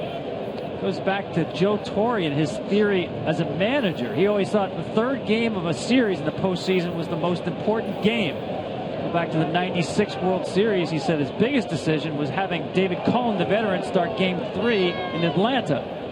Crew chiefs normally behind the plate for Game 1. Now it's Game 3. That's a check swing. Even the count 2-2. You saw a shot of the great Bruce Fleming up here at the press box level. There's Brucey and Eddie Montague. There he is. What's up, gents? He's online right now. Fleming is checking out what the Packers did today during practice. The 2-2's down and away, a full count. You know, one of the things we get is we get a chance to talk with the umpires a lot, and they gave us a great. Ed Montague came in and got a chance to tell us about the ground rules in this ballpark and how they read it. The ball's in here. This is a difficult park. It's got so many things that can happen in here on a ball that flies off a wall. Here's a 3-2. Grichuk chops it foul. Yeah, that was a long conversation, wasn't it? At Busch Stadium, it took about a minute or two just to go over the ground rules, and here, it was a monologue. Well, when you talk about Ed Montague, certainly Bruce Fleming, they're on the Mount Rushmore of Major League Baseball umpires. They're vertical, yellow lines on the outfield wall. Grichuk strikes out. Chase tie heat, strikeout number 5, and with Lackey coming up, let's learn more about the Cardinal veteran right-hander. Here's Ken Rosenthal. Well, Joe, in his media session yesterday, Lackey was asked his biggest memory of pitching here in the 2002 World Series. It wasn't anything about his pitching. It wasn't intentionally walking Barry Bonds 3 times. It was his single off Kirk Reeder that loaded the bases in the second inning, leading to David Eckstein's sacrifice fly that gave the Angels a 1-0 lead. Why was it so memorable? It was the first hit of Lackey's career, and frankly, guys, there haven't been many since. He's hitless in his other 4 postseason at-bats, 6 for 58 lifetime. Here is a 1-0. He's trying, forget the hit. He's trying to ride one out of here. See, Ken, he heard that report, and he said, let me show Rosenthal. I got a little pop, too. Look at him swinging for the downs on a ball away. Now 1-1 from Tim Hudson. Strike 2, Hudson has Lackey set up for strikeout number 6. I really feel sorry for those guys who come up in American League franchises and then have to hit in the major leagues and try to hit major league hitting. Here's a 1-2. He was taken all the way and it missed. 2-2. Because a lot of times you're going from a guy, the last time he was a hitter, may have been in high school when he was 18 years old. Then you go through the minors, you play in the big leagues, and all of a sudden, hey, you're going to hit major league pitching tomorrow. What? Here's a 2-2. Well, the intensity that Lackey brings on the mound, he's bringing with him to the plate. How do you like that 2-strike approach? He's getting his money's worth. Huddy better quit messing around with him on the inside. Just go back out there and let him try to think he's going to pull a ball out of the seats, and you'll get him out. 39-year-old right-hander pitching to the 35-year-old right-hander, about to turn 36. With 1 out. That got him on the arm, and so with all that, the effort by Lackey to not mail in that at-bat, he's on with 1 out, and the tying run will come to the plate. Tell you what, this is a great at-bat by Lackey. The ball comes back and clearly brushes the elbow. You know, Tim Hudson got a base hit off him, and he went up there determined to make something happen back at him. And now all of a sudden, you got the tying run at the plate. I guarantee you, Hudson's chapped about that one. Facing the pitcher, he knows he has it out in order, especially 2 strikes. No walks and only 4 hits to pitchers all year long. That one hurts. First time Lackey's ever been hit by a pitch in the big leagues. That one won't even leave a mark.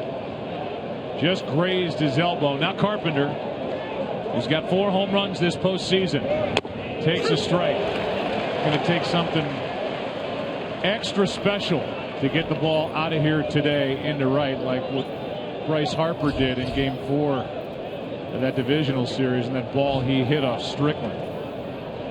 I'm curious what Carpenter's thinking this at bat. He hit a ball up the middle that Panic made a nice diving play on and threw him out of first base after he struck out the first at bat. He went around. That's strike 2. This is one of those check swings where the ball is right at the bat, right below Jerry Davis's eyes. So you don't have a problem with that as a hitter. When you go check swing on that one, you don't really need help. He sees the ball and the bat on that swing because it's right in front of him.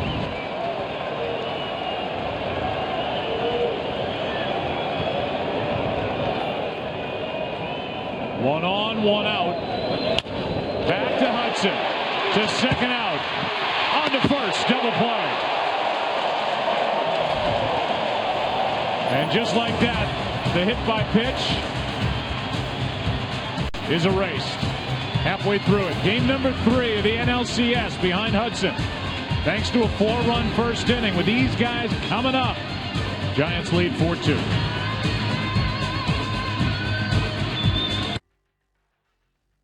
Not gonna get in on matches.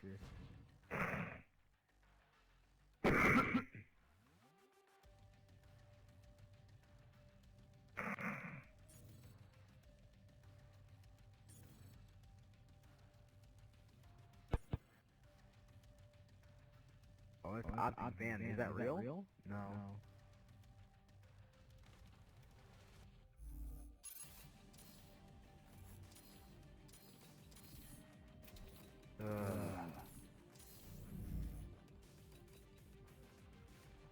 You just kept it on that hard point one.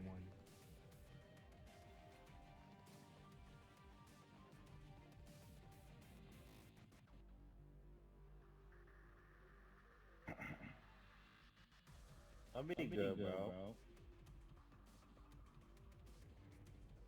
Oh, I'm good. I'll be good. I still got my clap. Wait, who in the behind there? Let's do it. Who in the behind? Pretty low.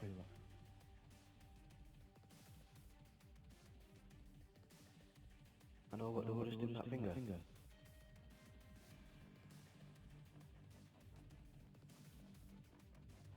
Fucking success.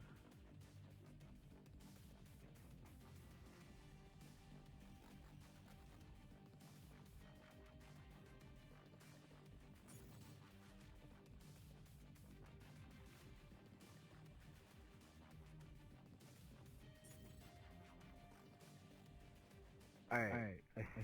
He's master. He's silver. He's master. He's master. Yeah, I guess. Your team's better. Or just going God.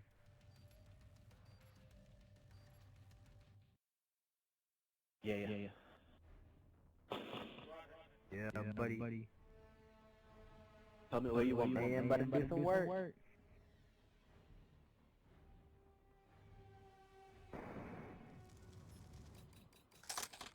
Can I do the M8 and A1? And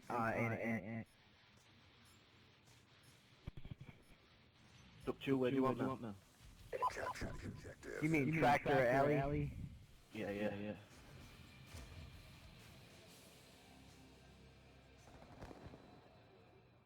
Fucking Scotty.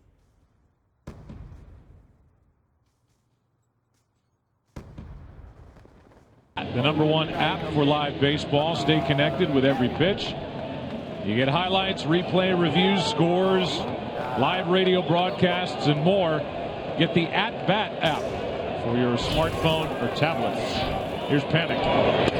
Breaking ball in for a strike from John Lackey, who had the rough start, couldn't get the ball down. The Giants jumped all over him with 4 runs in the first inning. Only 1 hit since. That's foul.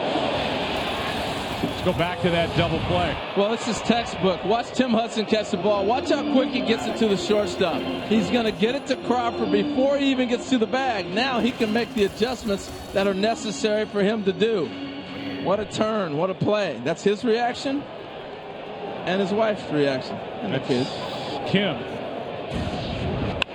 Here's a fly ball into left. Late break Holiday, but he recovers, staggering all the way in for out number 2.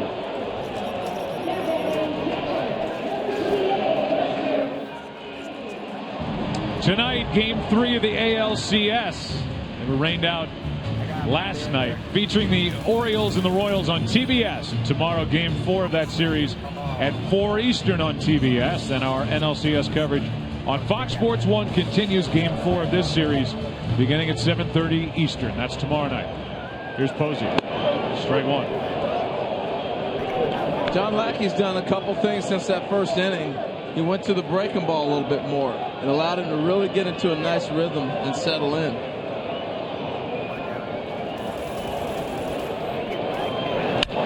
Left side. Time for Peralta. 2 out.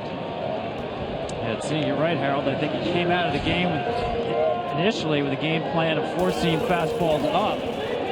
Many more sinkers now here after that first inning. And good ones. Now, you'd think the one guy you want to throw up to is Pablo Sandoval. He already hit a ball into the corner the opposite way. But we've watched what he can do on balls down in St. Louis.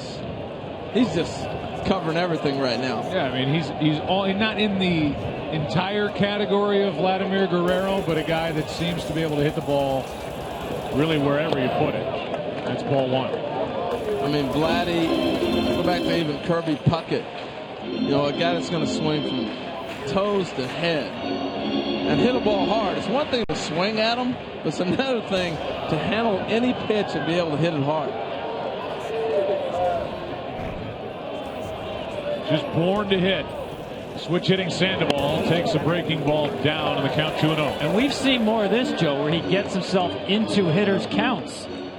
He swung the bat more often than anybody in baseball. The percentage of pitches that he swings at. But I'm telling you, this postseason, he's been much more patient.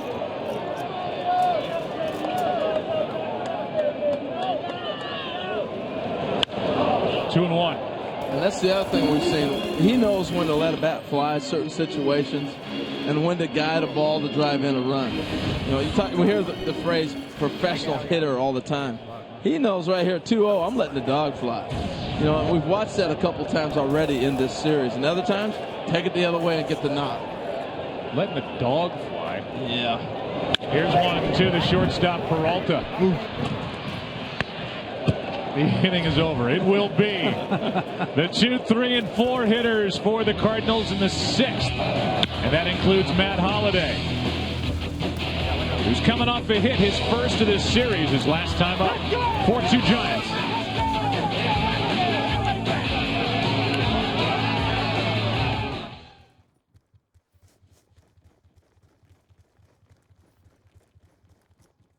Time's almost up. Flag has been taken. Enemy flag acquired.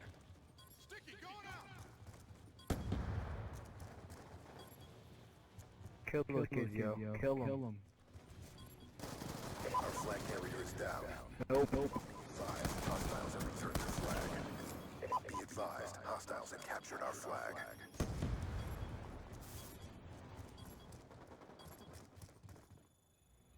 We lost that round, but it's not over yet. Get ready for the next one.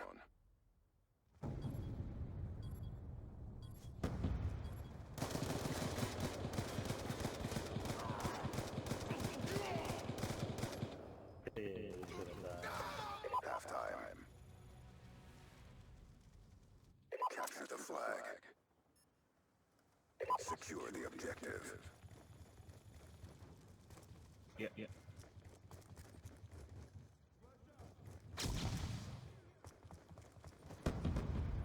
Alright, one coming back out, one coming back out, behind back. Get him, Suave. Wow, yo, what the fuck? I'm waiting. We have the enemy flag. Hostiles have taken our flag. They dropped our flag. Hostile lightning strike inbound. Our flag has been returned. Hostile war machine deployed. We have captured the enemy flag. Yeah. He hit me with this shit. Our flag. He just got me.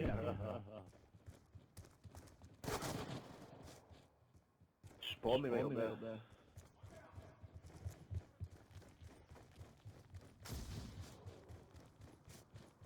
Our flag has been dropped. Our flag is back in base. We have the enemy flag. Let's go ahead and get that nigga. He was going anywhere while I fired.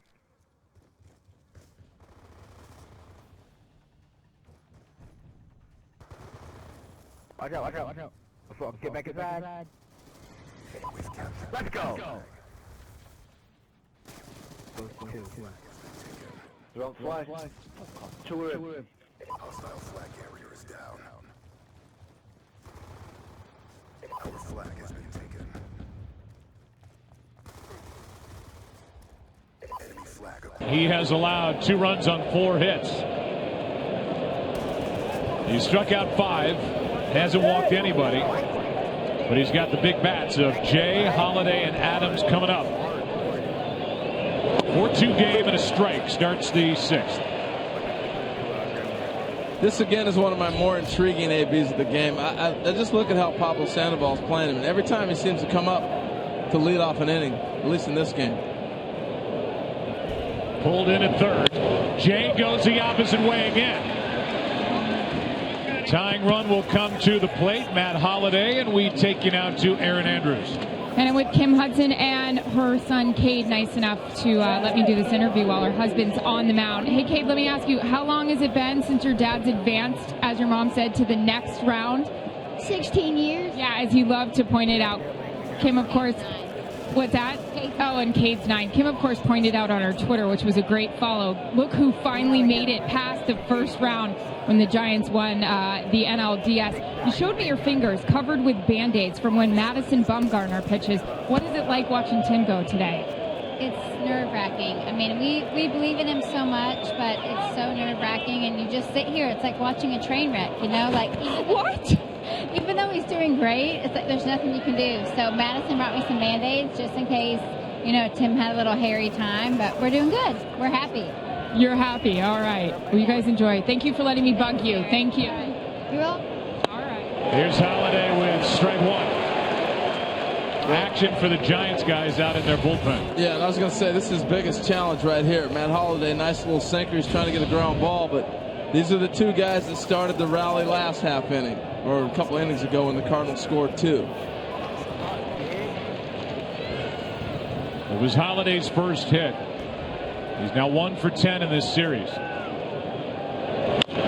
Chop to third. Sandoval will get Holliday, and down to second is Jay. 1 out. Interesting decision right here by Sandoval not to go to second base. Maybe you open an inning up if you happen to go there and he's safe. I think he had a little issue with the transfer here. Take the safe out. Hudson's stuff still looks good, Harold. I think he still has the sink on the baseball. And whether he said something to Bruce Bochy about getting somebody ready behind him. It's amazing how many things go through your head when you're charging the ground ball. And you saw him look to second. You could be right. Didn't feel good about the throw. I'm going to go to first. Well, now Matt Adams, who's 0 for 2, hit the ball hard line to center his last time up. Runner at second. Big shift on the infield with Panic in shallow right. Ball 1 down and away. And Joe, I think also, I think about the play with Sandoval. When you play all summer like the Giants do, close games, and you understand your bullpen can shut people down, you start playing for outs. You don't want to open up big innings. And to get an out there, instead of maybe forcing a play at second base, throw it away, or he's safe, now you're first and second, no outs. Lopez and Machi getting ready. Here comes a 1-0 pitch to Adams. Strike 1. I just wonder if for Tim Hudson this feels any different. You heard Kim talk about waiting 16 years to get to the LCS. Obviously a lot of division series experience. No pitcher ever made more starts getting to the LCS, waiting for an LCS start than Tim Hudson.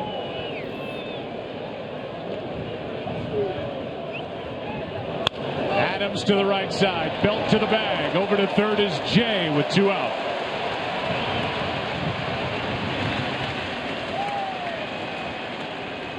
And the Cardinals will again ask for something out of their shortstop, Johnny Peralta, who is 1 for 7 in this LCS. Tell you, we always talk about on defense how the ball will find you. When you're struggling offensively, the situations will find you as well. And here's another one.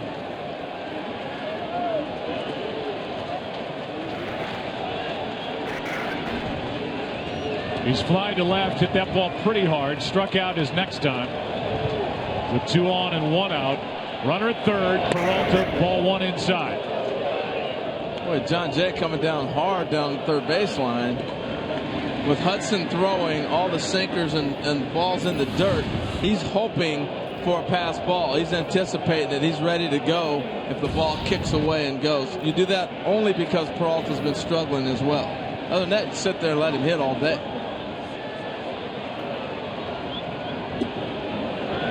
Left side, Sandoval can't get to it.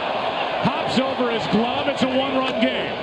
And Peralta's got his first RBI of this postseason. Now, I'll tell you what, because of John Jay's aggressiveness on the first pitch down the line, it caused Sandoval to have to move over closer to him. And now all of a sudden, it picks up a game of inches, folks. It picks up another foot for him to have to travel to go get this ball with Peralta. He was playing further towards the middle, but because John Jay went down the line, he had to move over a little bit towards the base. Bad hop that got over Sandoval's glove, and with Kim watching, Tim has seen this close down to a 1-run game. And now Wong.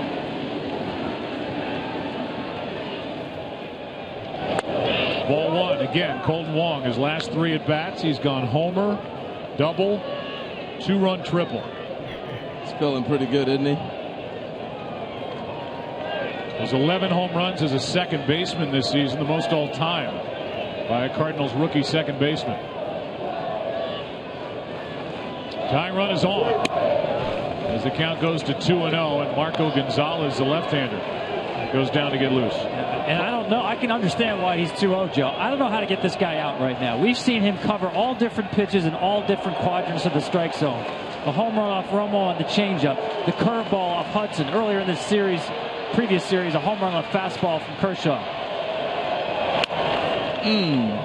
Big swing on 2-0. Yeah, he's feeling froggy right now, too. He spit on the pitch before. And watch this. He is going to go get a ball out and let it fly. Look at that tremendous bat speed. He's a guy who hits himself in the back on his follow-through. He's got so much bat speed. The best on the team. He's 5'9", and his main hitting coach is his father. A Hawaiian-born infielder, first-round pick.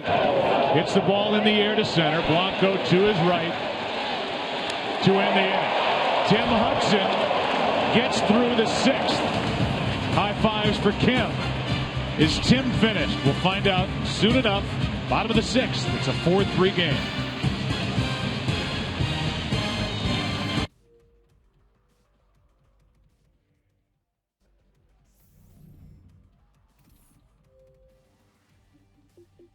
That's what I'm thinking.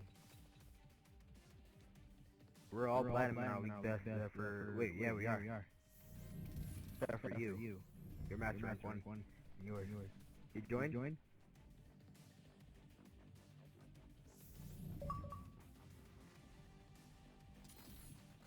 I did.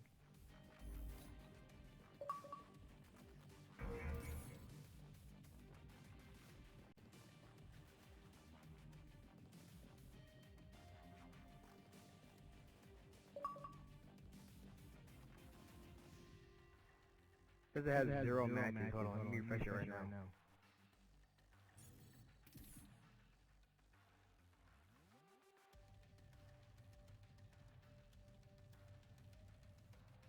Mine says 1,011.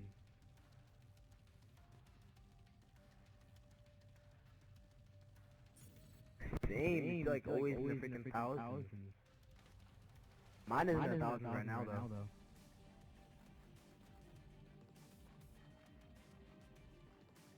Same. Now mine is like about at 1,011. 1,011. Oh, kids are back at school, that's why, innit? They're back at school today. They had all last week off.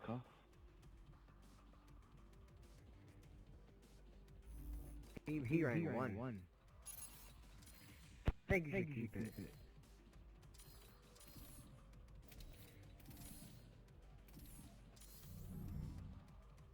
And I tried to tell you, we had 3 matches in the last game. That was some bullshit.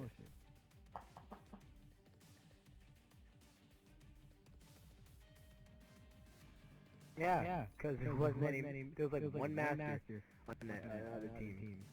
Then you backed on that one. Then they pick a 3-master team.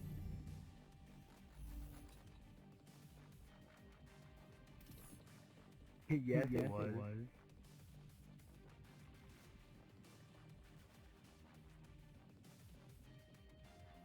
Terry Lee's best was master too. Hold on. I'll show you right around now.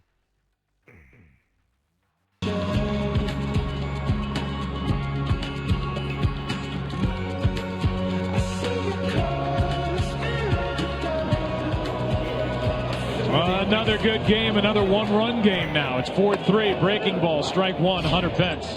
Again, the breaking ball for Lackey. That's the difference from the first inning to now. Give him a lot of credit, man. He really battled to keep around this game. It didn't look good early. Walked off the mound after the first inning. So frustrated. That ball is fouled left side. And the count 0-2. on Hunter Pence. But you're right, John Lackey is settled in. MLB fans, join the biggest 7th inning stretch with your best take me out to the ball game. You might be featured in Game 4 of the World Series. Go to T-Mobile.com/thebig7th.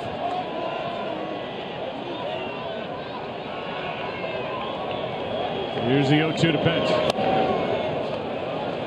When the Cardinals made that deal with the Boston Red Sox, it served 2 purposes. One, it helped fortify the Cardinals' rotation and give them a big game type pitcher like John Lackey, who proved in the division series he's still worthy of that title, and I think is proving it again here this afternoon as he gets a strikeout, his 2nd of the day.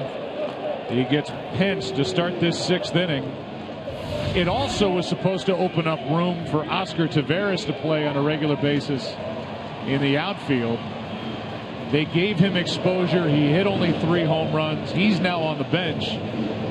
But by giving up Allen Craig and Joe Kelly, they got this guy, John Lackey, and he's looked good in the 2 postseason starts. Joe, I don't think they're here without him, because remember, at the time, you had Michael Wacha with his injured shoulder, and you had Adam Wainwright going through his dead-arm period. They're still now they're concerned about the workload on his arm the last couple of years. Saw a shot in the bullpen there. I think John Lackey knows at this point, 2 up 3rd in the bottom of the inning, working on his last inning in this game to try to keep it at 4-3. I'm amazed at the turnaround, because the 1st inning he struggled so bad. He was all over the place. Even the 2nd. Not even the same pitcher. That's strike 2. And I really believe it's the curveball that made the big difference. All of a sudden it allowed him to sit back, not be so amped up. A lot of times guys overthrow early. I don't care how many years you've been playing. You get excited to be here with an opportunity to advance your club to the World Series. Still 1-2. We're looking at 2 really different pitchers. They're both aggressive veteran pitchers, obviously, Hudson and Lackey. Lackey, I've always felt tremendous natural ability to spin the baseball. We see the breaking balls and his fingers coming on the outside of the baseball. Tim Hudson more naturally has his fingers on the inside of the baseball and fades the sinker. And he's actually learned how to spin it with the cutter like Lackey. Another strikeout for Lackey, back-to-back to start the bottom of the 6th. Once again, the breaking ball. You know, Watch his fingers on the outside of the baseball, spin it around, his fingers spin the baseball, and again, great location. You know, A.J. Przinsky caught 20 games with Lackey in Boston. And I think the conversation they had when A.J. went out early on when he was struggling, the big inning, has really paid dividends as you move forward. And they also get to spend time in between. They knew that they were possibly going to have this on the flight the other day out. After Molina got injured in the 6th inning of Game 2, now a strike to Ishikawa, who has the biggest swing of the day for the Giants, a 2-out, 3-run double in the 1st. That's a great point, Harold, that he's actually thrown more to Przinsky than to Yadier. And he can strike out the side here in what is most likely his final inning of work. Meanwhile, the bullpen is quiet for the Giants. It looks like Hudson's going to go back out there for the 7th. There's the turnaround after a rough first for Lackey.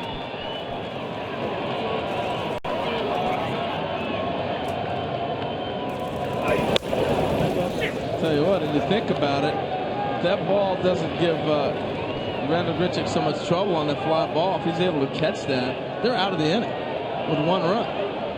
So John Lackey right there just had a conference on the mound with himself. It was rather heated. That last fastball missed at 92. And a defensive 2-strike swing by Ishikawa.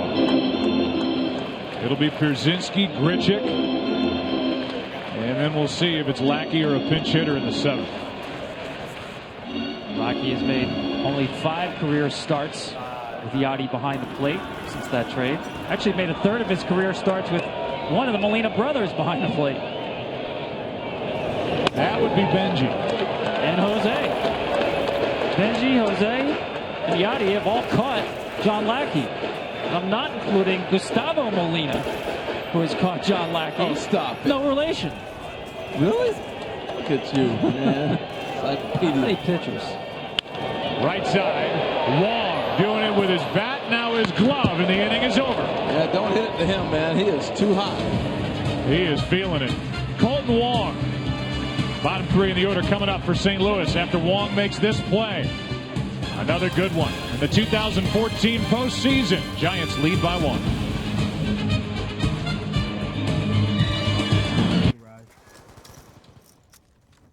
They're coming to mid. Hard point identified. Alright, one coming right side. Grade 2 coming right side.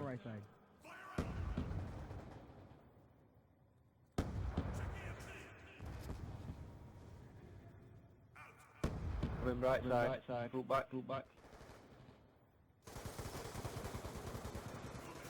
Two at back. Wait, calls on. Taking the lead. Alright, one just standing there in mid. Might become a wait. Hard point contested.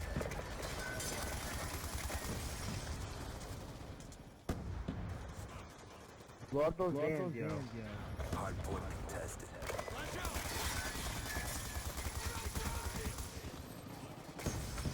Coming down. Stairs. Alright.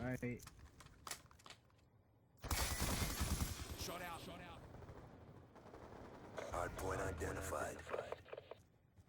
Hostiles have the hard point.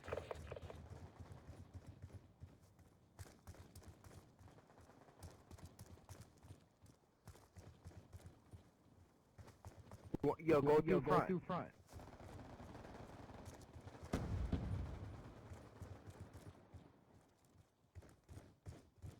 Come on. They're gonna be in that basketball. Oh, he's spraying. He's spraying.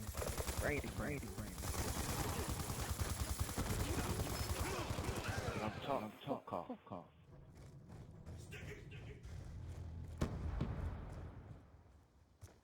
Which middle? Hard point is ours.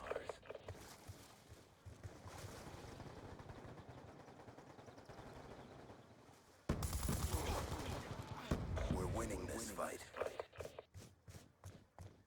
Hard point identified. Hostiles have captured the hard point. We've lost control.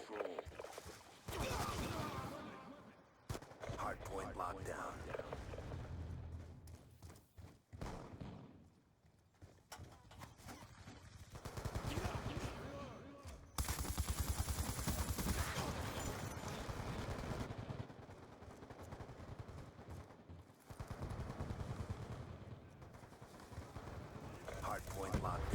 There you go. Hop in that. Giants, that's the most important line to score.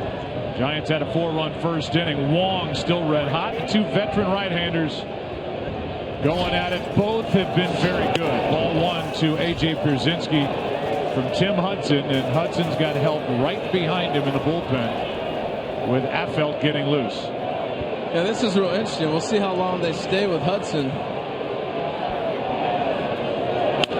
Pierzynski into the gap in left center, slicing to Ishikawa. One away. And it has been fun to watch Tim Hudson battle here this afternoon, and the same can be said for John Lackey. No doubt. I love the way the adjustments Lackey was able to make. I think Hudson's getting to the end of the rope. They're trying to stretch him there. That ball's hit pretty hard. But this is the part of the game I love when it gets to the strategies. Let's see what the managers do moving forward. Yeah, both veterans really impressive. Had one intentional walk, otherwise no free passes. And Hudson right now, to me, is batter by batter. Somebody gets on base, he's out of the game. Until then, it's his game. Here's Grichuk. He hammers one down the line. It is gone for the home run, and it's a tie game here in the 7th.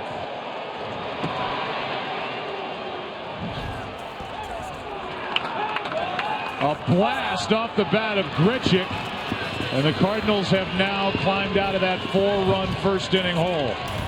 I really thought that Hudson was wiggling through at the last half inning and didn't have a whole lot. And Pierzynski drilled that ball in the left field corner, and then Grichuk with the home run. That ball was torched.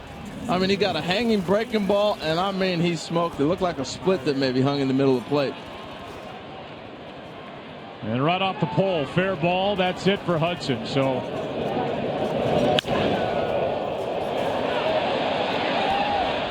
with that crisp sound of baseball hitting bat, the day is over for Tim Hudson in his first LCS start.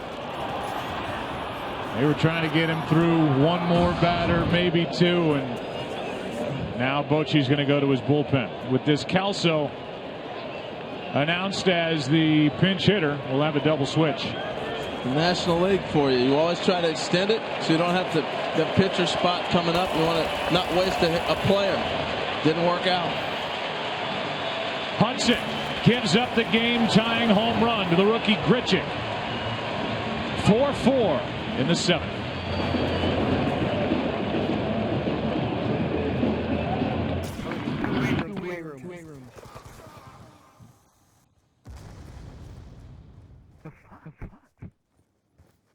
No, for real. How the hell he get you out of there? Two-way room. Do not go away room. Do not.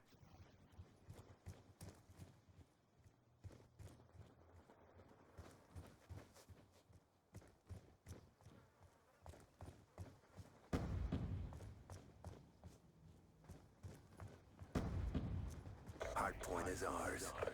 Hold on. Hostile lightning strike inbound. Hard point identified.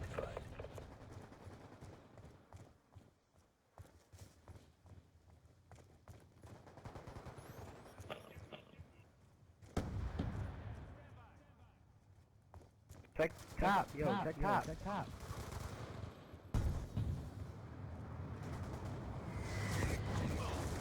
Hard point contested. Wow. Got it. Check top.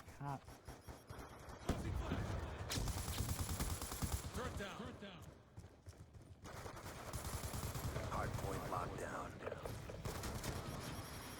Hostile lightning strike inbound. Hard point contested. Top way. This is it. Pick it up. Hard point locked down. Hard point. Rotate middle. Go middle. Hard point is ours. Hard point identified. Hostiles captured the hard point. One coming kitchen.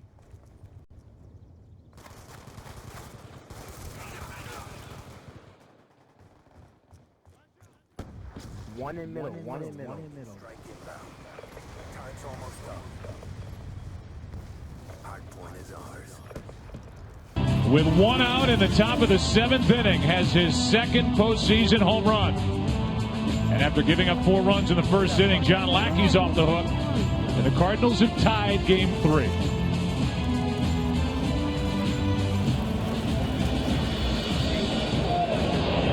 That is it for Tim Hudson.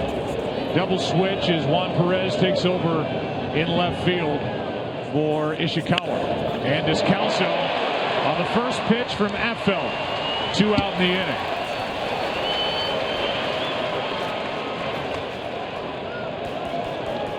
Affeld is the go-to guy. Doesn't matter left or right. But Joe, what is going on with these Cardinals in the 7th inning? I mean, if you were writing this as a TV serial show, they'd say it's too formulaic. Same thing's happening. 7th inning, the home run ball. 8 of the 12 Cardinal postseason home runs have happened in the 7th inning or later, and the majority of the damage has happened in the 7th. It's really remarkable.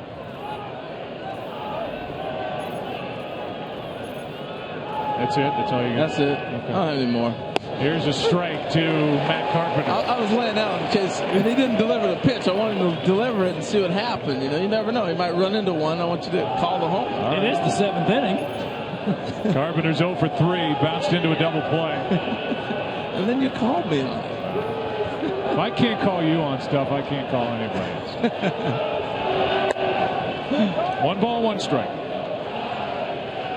I tell you, these games are incredible. You know, you think we might have our first blowout when this game started. The way the Giants came out the chutes, put 4 up in the first, and they looked great. Lackey settled it down, kept it close. He kept fighting. Yep, he gets a lot of credit. Does. That's in for strike 2. So impressed, too, with Randall Grichuk. When you think about the deal the Cardinals made to get him from the Angels, really, Peter Borges was the centerpiece. Then you had, as you said, Joe, Oscar Taveras was supposed to inherit right field. That's Randall Grichuk, who's emerging in this postseason.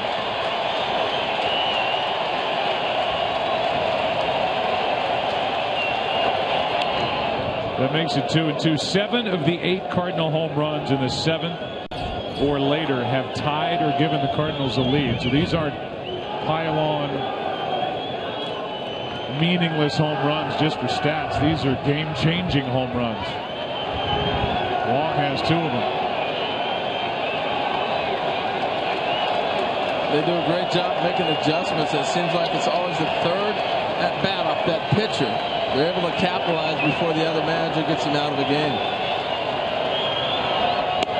Now full count on Carpenter. I love this guy.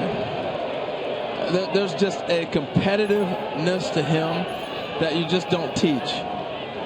Strikes out the first at bat, and I just go back to the story you told earlier about Kershaw. I'm not striking out again, and I saw that mindset in this guy after the first at bat today. You just knew he was going to try to be battling, put the ball in play. Here is another full count.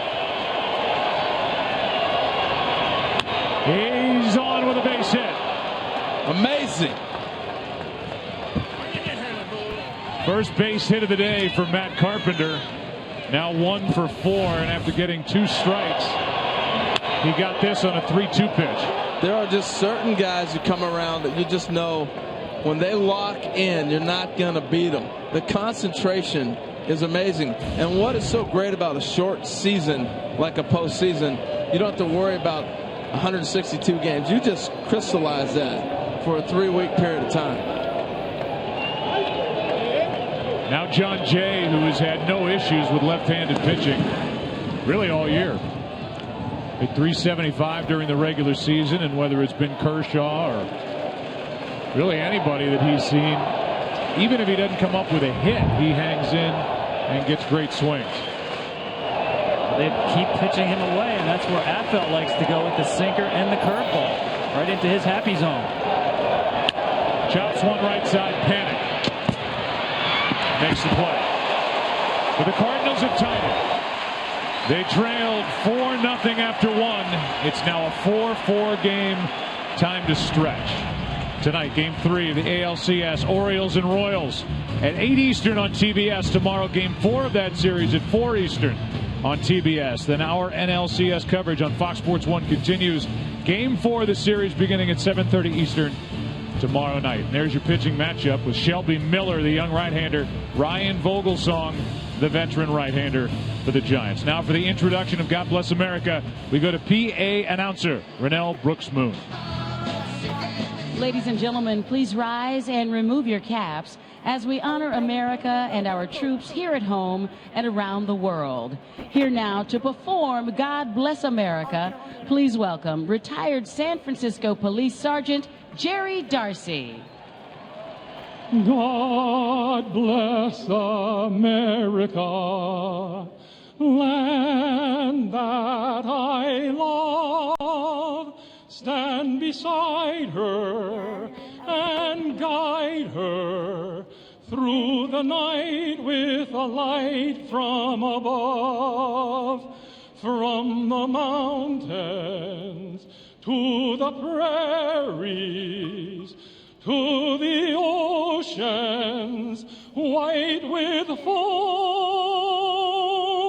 God bless America, my home, sweet home.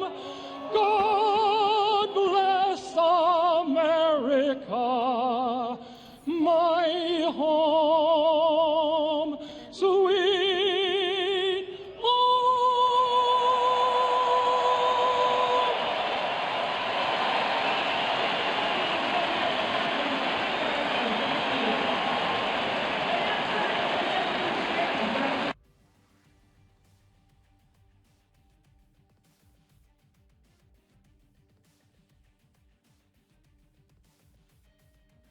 Shall I do any album or shall I do the GOD4LIFE?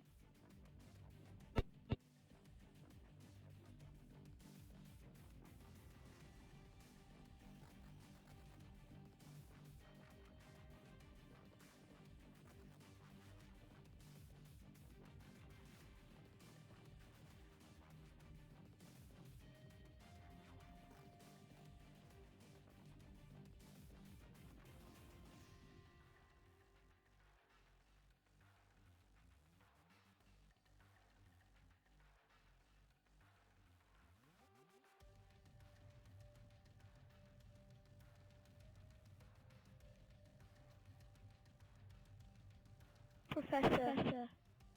Yeah, I won't be able to play for the full 5. Because I've got school got a new week back. It's assessment day today. Yeah. No, I haven't got it yet. I'm getting it on Tuesday. I'm getting it on, I think, Saturday. Yeah. Is advanced warfare over? Or up?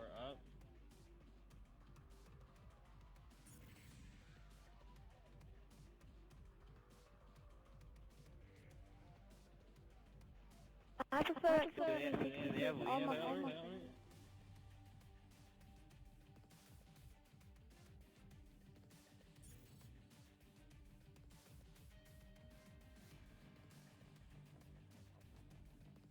Yeah, we'll just play this. Two masters on the iron and silver, yeah. Do this.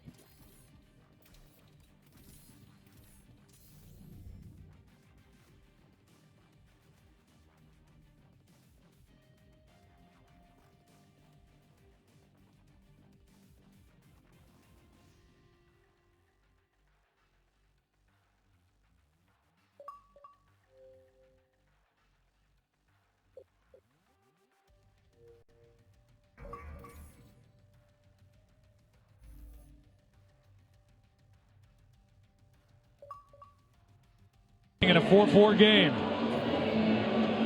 Wind is picked up. 15 miles per hour to 22 miles per hour on a 65-degree day here on October 14th. Game 3 of the NLCS. Here's Marco Gonzalez taking over. I'd say past the Dramamine.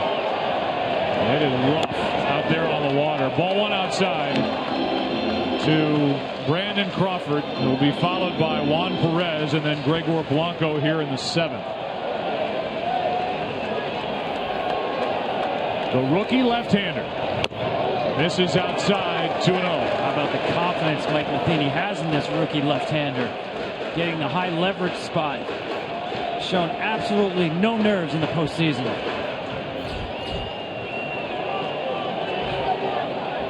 The 22-year-old brings it and gets a strike.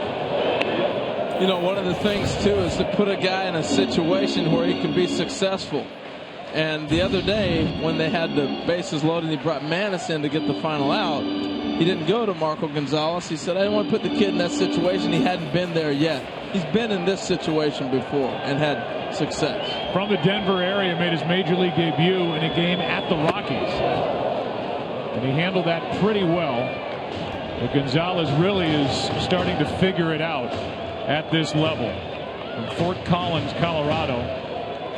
Pitched at Rocky Mountain High School. He was the starter and winner for the state championship game as a freshman, sophomore, junior, and senior. Wow. That's fouled out of play, and just for good measure, his senior year, Marco Gonzalez can really hit. He popped a 3-run home run to break that game wide open. So Gonzalez, he's into this spot here at 22 years old on the road, game 3 of the NLCS. After falling behind 2-0, he's even at 2-2. Crawford pops it up into left. Holiday. One down, and we talked a lot about Lackey really settling down in this game. Yeah, if it's not for John Lackey, they're not in this ball game. Started off a little shaky. First inning, everything was up. Buster Posey base hit. Panda out of the zone. He just chases anything. And Pence out of the zone for a knock. But everything was up. He made the adjustment how? Curveball down. His little sinker down. But all of a sudden he started getting his pitches down. And he was able to get through the rest of this ball game to put them where they're at right now. Tremendous adjustment by those two guys that are talking, Brzezinski and Lackey. Gonzalez features a great changeup. Juan Perez came up empty, strike one. Yeah, this is the one right-hander in a sequence of 4 hitters, but you're right, that changeup, the equalizer. Back to back with him, and particularly the first pitch. When you got a guy like Perez, his first AB in the game, he's looking for that first pitch heater, and he's swinging. To throw a changeup and get the swing and miss, perfect.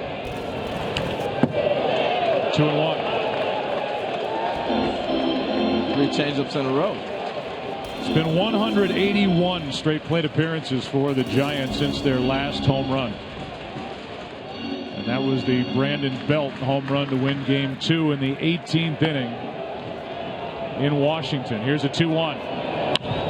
In the air to center. Jay stalks it. 2 out. Well, it's funny. It's almost like watching a basketball game when somebody can shoot a 3 and you keep shooting 2s. And the Cardinals have been able to shoot the 3-pointer, and the Giants clearly, with not being able to hit the long ball, have been scoring 2s. It's tough to keep up.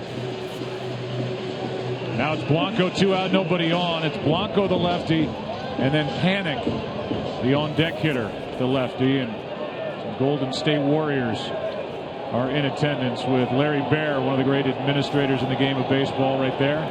In front with the San Francisco Giants. And the guy in the front of that luxury suite to our right is David Lee, who went to high school in St. Louis and now plays for Golden State. David Lee, and you got Steph Curry right there. Look at them. Look like they just came from practice. They got on their gear and everything. Warriors, come out and play. 2 out, nobody on. Here's the 0-1. That's strike 2.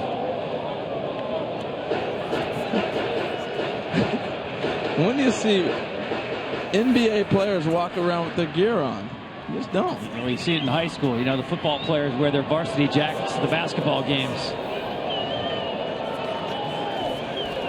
Usually tall enough, people assume they're in the NBA. The lead is massive. 2 out, nobody on. Blanco took a ball to count 1-2. In the 8th inning, St. Louis will have the 3, 4, 5 hitters: Holiday, Adams, and Peralta. How about Marco Gonzalez? Has a 1, 2, 3, 7th inning. Typically a starter. Now in the bullpen. That decision for Mike Matheny has paid off. 4-4 through 7.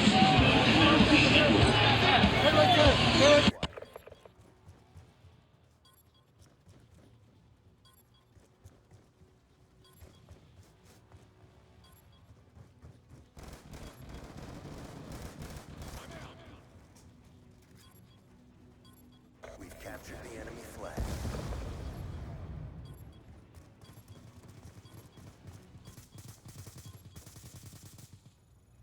Good job. Get ready for the next round.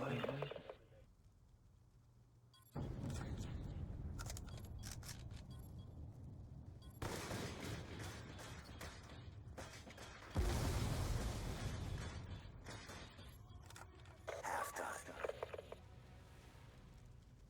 Capture the flag. Secure the objective. We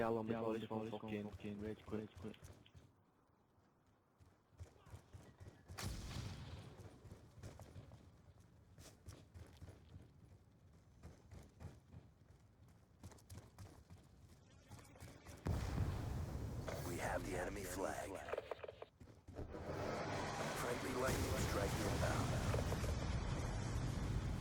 Over there.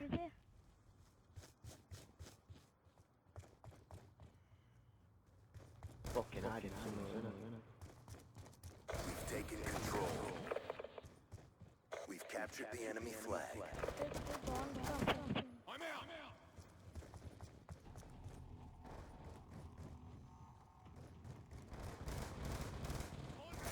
Guys, come to the one.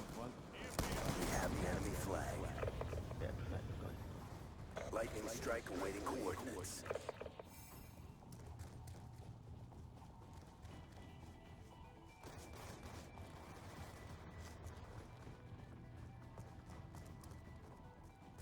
We have captured the enemy flag.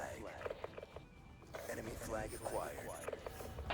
Those two gave each other a little chest bump and said, take more than that to knock us out.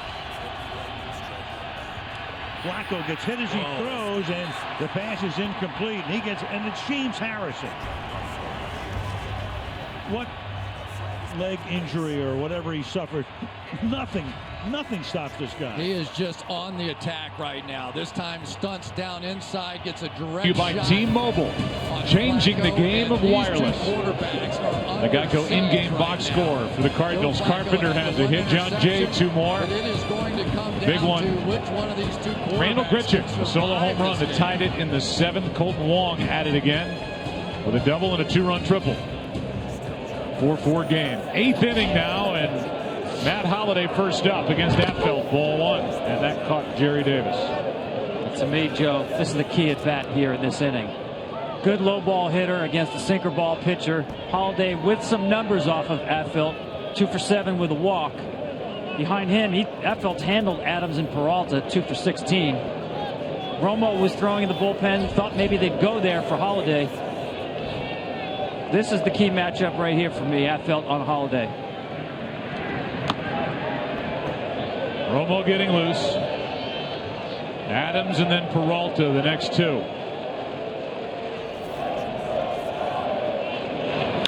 Right side, panic to his left.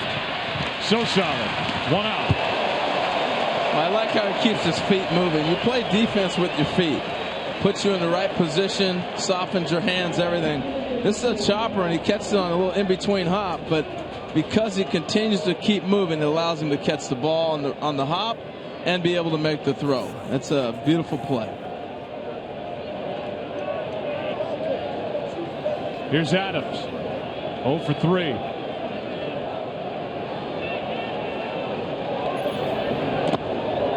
Takes a ball.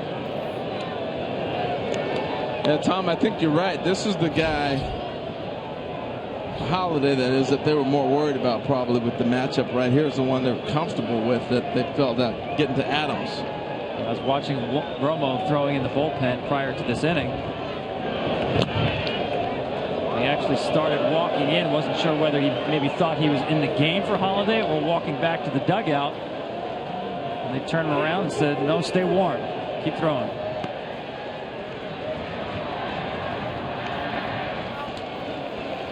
Here's a 2-0. That's a foul ball. Caught him on the foot. Meanwhile, Matt Adams had that 7th inning 3-run home run off Clayton Kershaw in Game 4 of the division series. We talked about this last inning.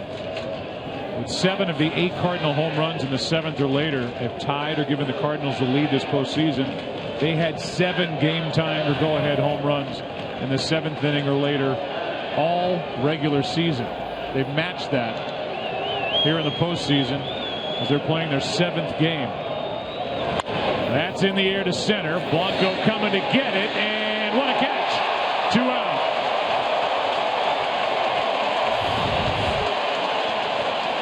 Well, this is when Blanco shines. He's used to playing late inning defense. He goes a long ways to get this ball. See where he's at? He's react. He gets the jump and off and flying. And the beauty of the slide is if he misses that ball, it's going to hop up and hit him is the hope that you have. But he gets underneath it, able to make the catch. It's beautiful. Atfeld appreciates it, and with that catch, Atfeld gets to stay in to face Peralta.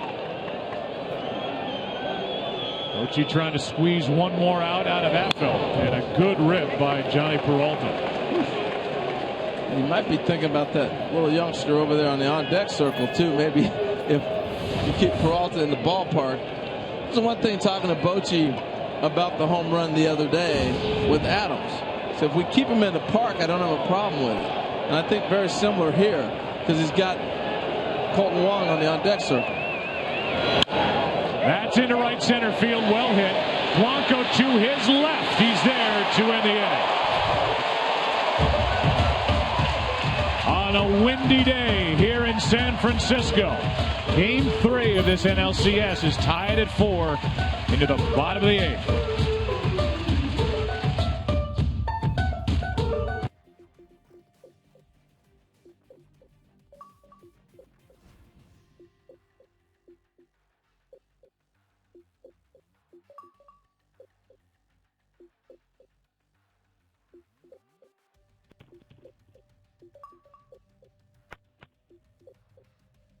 Yo, we not playing as a team or what?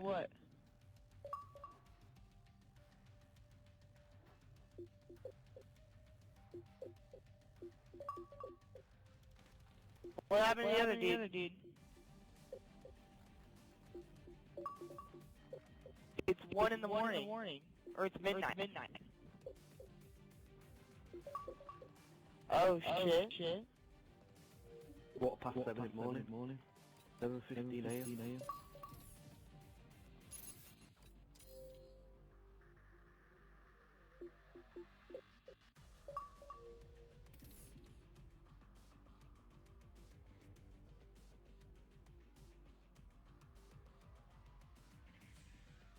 Who's hosting? I was able to join it last time. Hold on.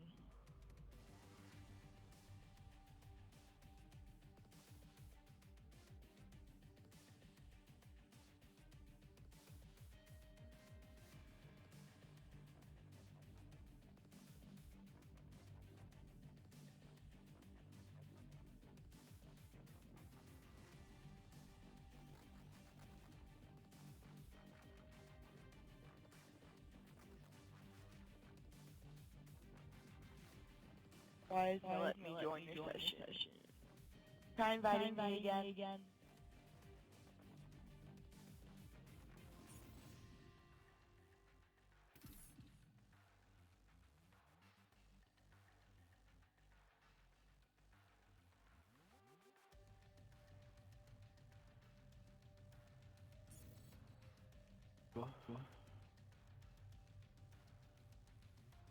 Come here, Mr. Grumpy. On championship, yeah? Hold on. You guys not have another player? Okay,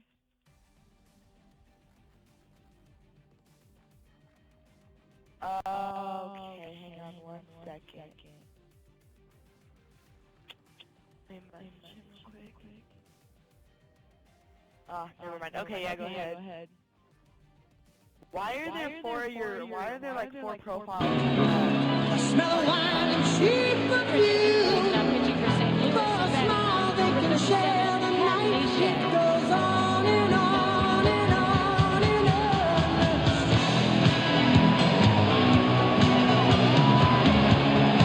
He went down amongst the people. They love him here. Steve Perry, the original frontman for Journey. That's pretty cool to watch. That was great. Crowd loved it. Bottom of the 8th inning, a 4-4 game. Panic. Posey, Sandoval, Neshek on the mound. Wrecked, caught, 1 away. You notice they didn't have him standing on the line. You know, late in games you often see take away the double. He's close, but he's not on the line. This ball's right at him. If he's on the line, he's going to have to come back, maybe dive for this ball. Perfect positioning. Here's what I like, Joe. We're at that point now in the series where you learn where guys are going to hit the ball on certain matchups, and your positioning really starts to take over. Well, look at the difference now. Adams way off the line with Buster Posey at the plate. 1 out, nobody on. Tie game, 8th inning. Posey, strike 1, and he was trying to pump one out of here. Sure was. I'm still amazed they haven't hit a home run in that long of a period of time. Between Posey, Sandoval, Pence, they got a few guys that can run into one. The 0-1. That funky delivery of Neshek. He misses outside. 1 ball, 1 strike. Funky delivery. The Giants trying to solve him on the fly. Really, they don't have many career at-bats against Pat Neshek. Mostly an American leaguer in his career.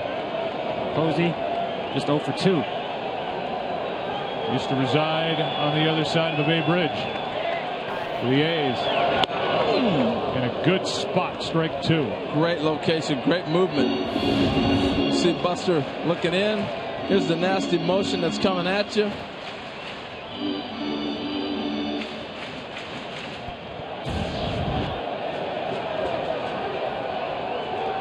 Now Choate.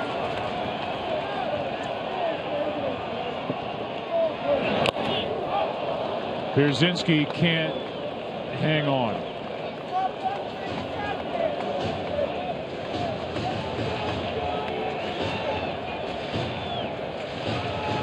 Posey 1 for 3. Singled in the first inning, scored a run.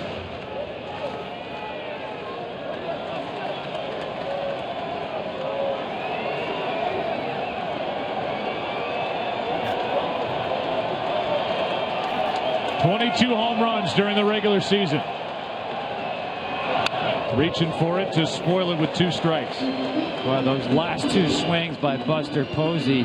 You know, we talk a lot about nice piece of hitting when someone gets a base hit. How about a nice piece of hitting on a foul ball? He's done the last 2. The 2-seamer in and that one away just to get himself to another pitch. And that's what the great hitters will do. They'll foul pitches off because hitters hit mistakes.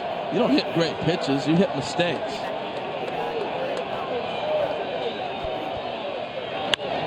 Popped up right side. Grichuk. Nothing's routine out there. 2 out. A reminder, fans, upload your best Take Me Out to the Ball Game, and you might be featured in Game 4 of the World Series. Go to T-Mobile.com/the-big-7. There you go. And with 2 out, nobody on, the batter will be Pablo Sandoval. And what I mean by that, Joe, is you foul off certain pitches, and yeah, you're going to hit a mistake every now and then, but you're going to make your living on mistakes. You might hit a great pitch every now and then, but mistakes are where the big moments are made. There are only a few guys who can hit the best pitcher's best pitches. A guy like Miguel Cabrera is in that category. Here's a strike at 70 miles per hour to Sandoval. Well, you talk about defending the lines. The gaps in that infield for Sandoval right now, huge. Both on the right side because Adams hugging the line at first, and on the left side with Carpenter. Big rip, strike 2. Right field is almost empty down the right field line. If Sandoval would pull something down there. Well, if he gets a better pitch than that, Joe, I'll be surprised. Yeah, he missed his pitch right there. A lot of room out in right. Count 0-2.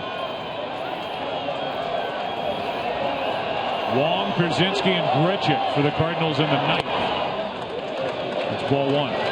You know, when you play in a ballpark where the ball doesn't carry, you learn the old school teaching of make him beat me the other way. He hits a home run, the opposite field to tip your cap. You know, there's so many other ballparks that have come into play now in Major League Baseball. The guys can hit balls out of anywhere. This place, you have to square it up. We've seen that today. So make him beat you the other way.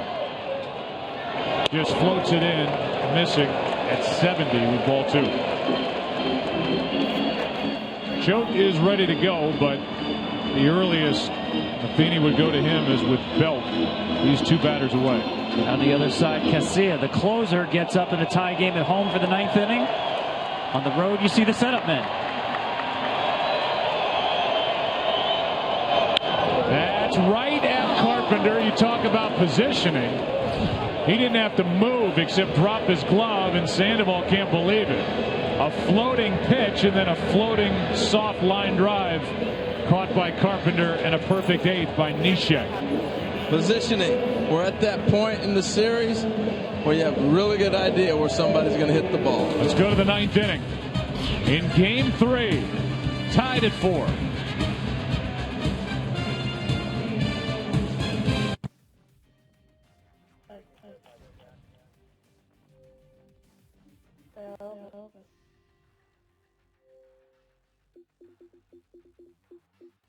Okay, join.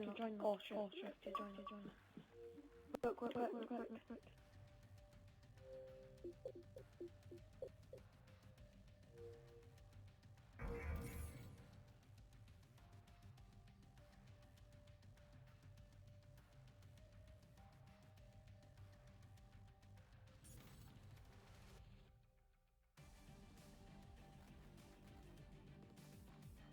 Fucking pull a flag, yo. Why did our teammates leave, really? Oh, we're getting booted. Okay. Well, we're getting booted.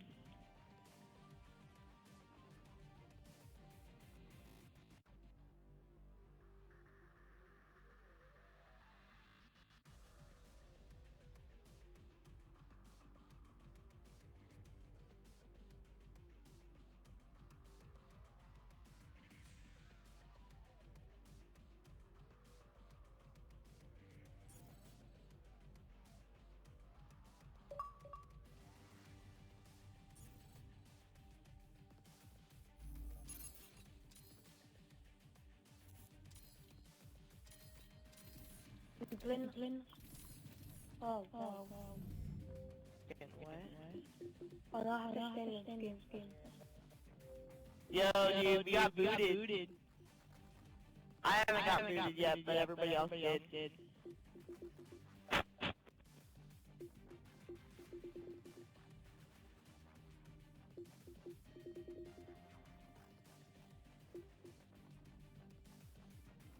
The professor had me, man. Lonnie, corner. Name?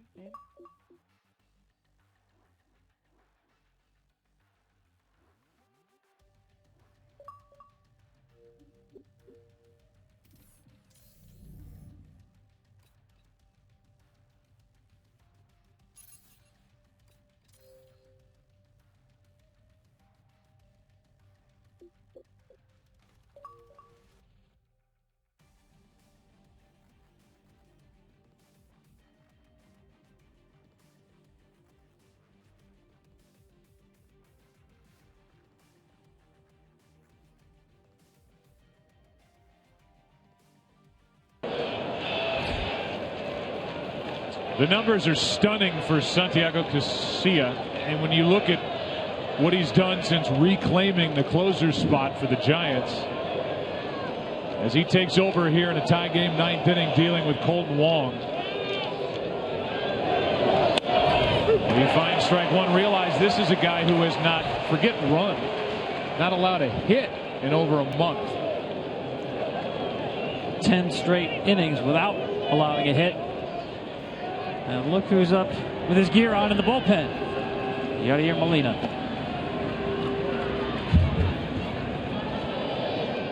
Wong. Strike two.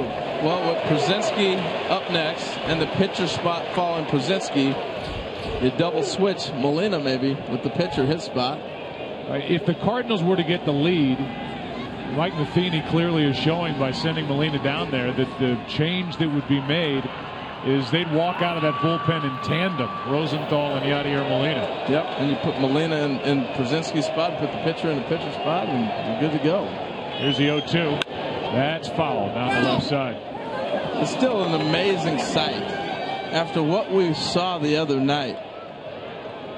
Personally, I thought no way is he coming back. We've seen enough oblique injuries, even in this season alone, to have him back in uniform and now ready to play, it blows my mind.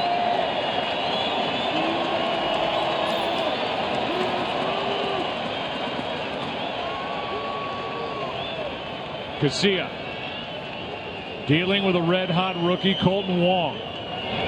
Line drive caught by Panic. One away. You're going to get a hit, you better hit it in that gap because there's going to be somebody standing in front of a line drive. We're just at that point. Positioning's great, the pitching's been fantastic, and everybody's catching the ball.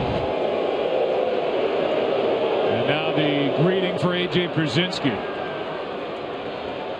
Now Casilla knows, has to be careful first pitch. Przinsky loves to jump on first pitches. You almost have to approach it if it's 0-1, 0-2 right here.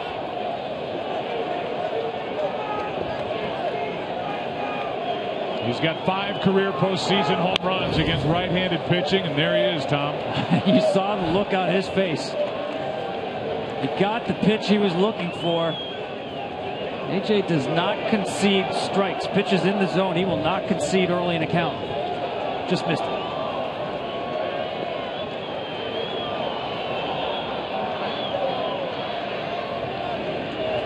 Hitless today. Hit the ball hard his last time up. You know, all the antics with AJ and the reputation, you forget how good a player this guy is. He's had a heck of a career. He's turned himself into a really good major league player. No doubt about it. Played for a long time. To the right side, 0 for 4 on the day. And the batter will be Grichuk.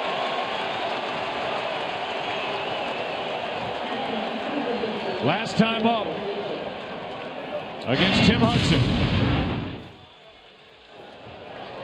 Tie game. It's beautiful. You know, he hit the home run down the line against Clayton Kershaw on a breaking ball last series. Right here, he gets another pitch on the inside half and hammers it.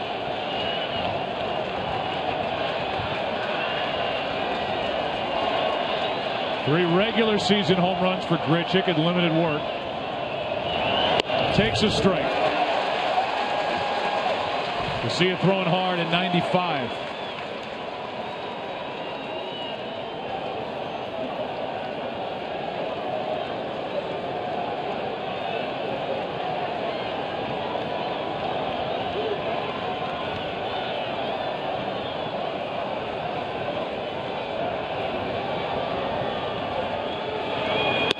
Strike 2.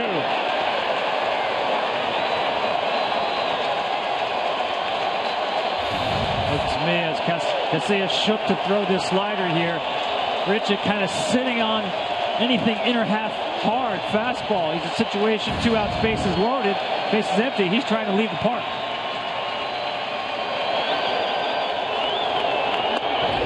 Casillas does his thing. And we go to the bottom of the 9th inning. Tied at 4.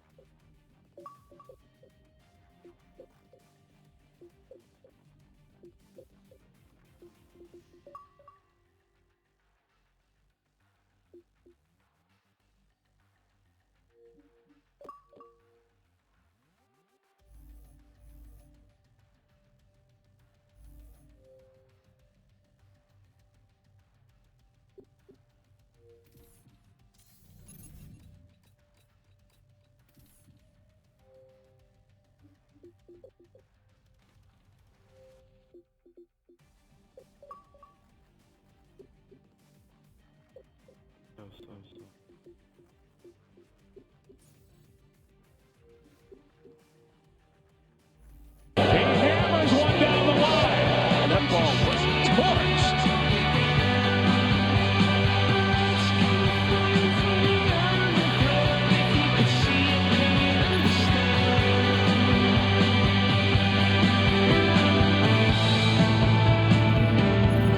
promotion of an NLCS. The Cardinals and the Giants tied 4-4, bottom of the 9th inning, and Seth Maness will take over. Here's the game summary. Giants got 4 in the first. The last 13 batters, by the way, have been retired in order. Cole Wong, 2 more hits, a double, a 2-run triple. And Randall Grichuk with another late home run for the Cardinals in the postseason. Here's Maness with Hunter Pence first up. Strike 1. This guy's a strike throwing machine. That's why Hunter Pence is coming out swinging early.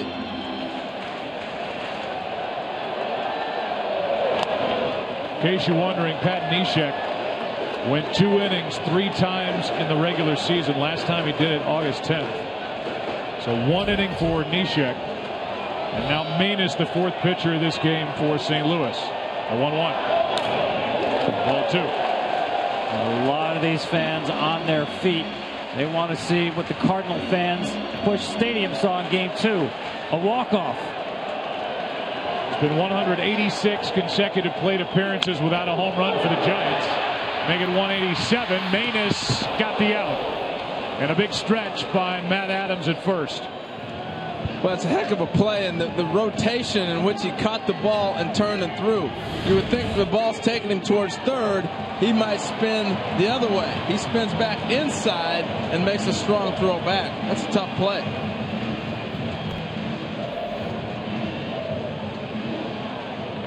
And clearly Adams kept his foot on the bag. Good look at that. Here's Brandon Belt with Choate ready in the bullpen.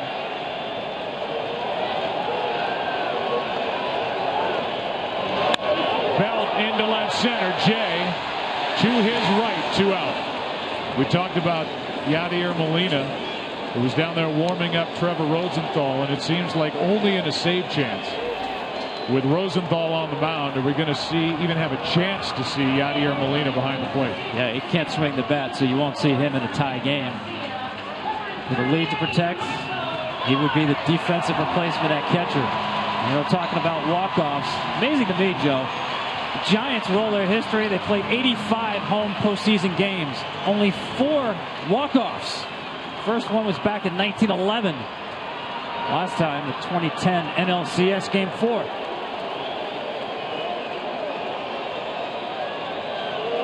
Well, here's Morse. He's 1 for 1 in this series. Got a pinch hit, infield hit in St. Louis. He's jammed here and will go quietly as Adams goes to the bag, and Maness has a quick and easy 9th inning. That means into the 10th as number 61 gets his work done. Extra innings. Game 3 tied at 4.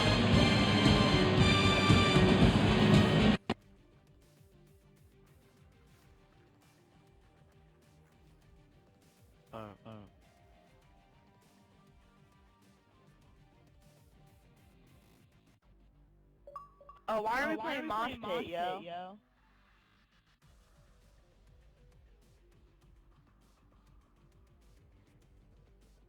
Why not? Well, I'm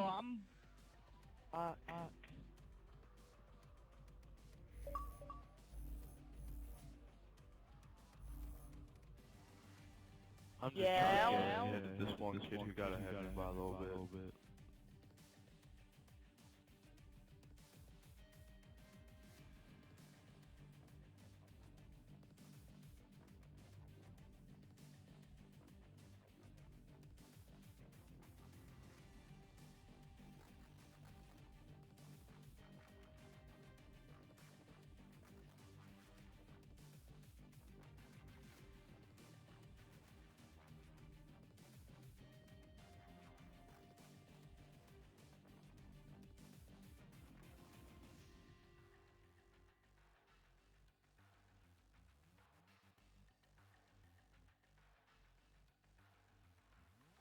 No, you said multi.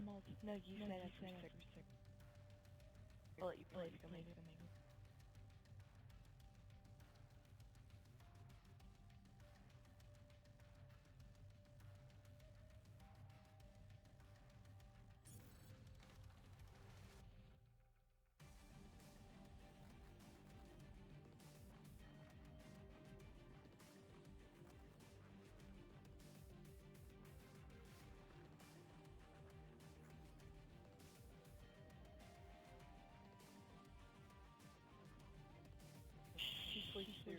fine. We accept.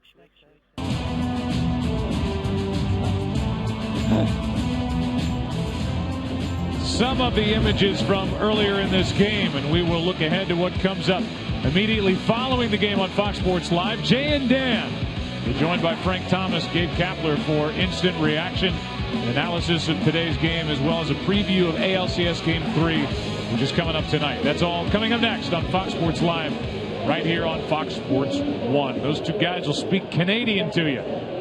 Here's Javier Lopez taking over for Casilla, who pitched a perfect inning with a strikeout.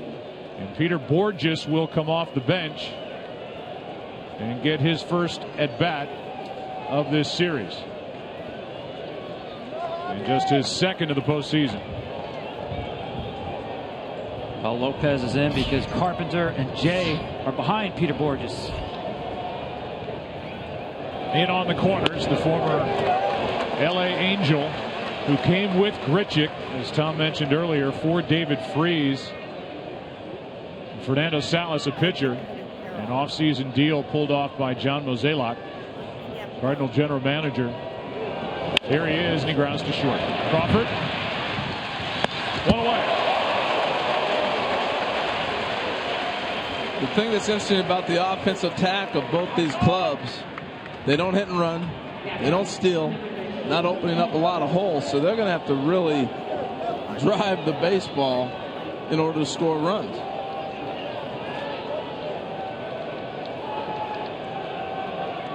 Here comes Matt Carpenter. So back to the top of the order for St. Louis. The Giants will have Crawford, Juan Perez, and Gregor Blanco in the bottom of this 10th. The 8, 9, and 1 hitters. Carpenter, strike one, and he was trying to jerk one out of here. He tried to ambush him. You know, the familiarity, he saw him the other day. He knew what was coming, and he took a shot.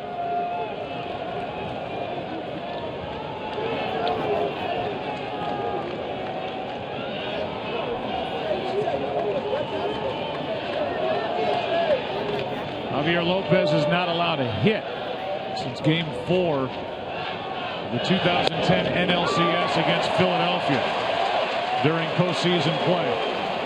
And he's 0-2 on Matt Carpenter.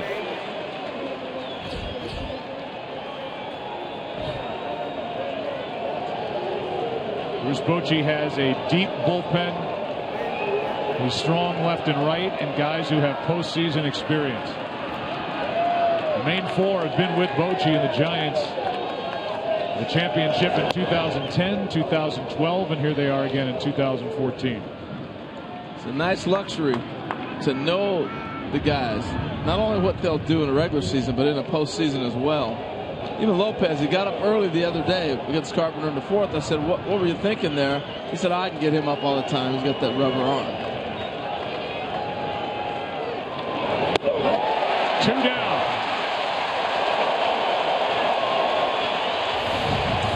The sweeping breaking ball. He wanted this actually farther away. That sidearm angle, the low release point, and the sweep of the pitch still gets an excellent 2-strike hitter. Well, you can see how it locked up Carpenter at first, and then he reacted to the curveball. He was looking for something hard in, especially after he busted him in, and then he tried to react, swung over it. Now John Jay. 2 hits today, 2 for 4. He is going up the middle for hit number 3. He's on, and he keeps the inning alive for Matt Holliday, and that'll be it for Javier Lopez.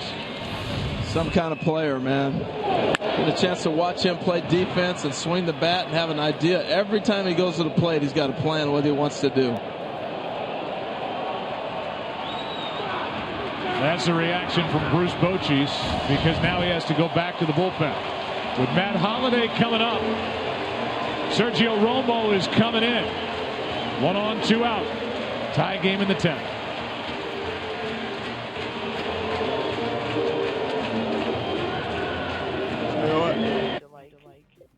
Get arrested. Huh? I don't know, but he should have. Yeah. Why is that? Because why? Point. Why? That's why.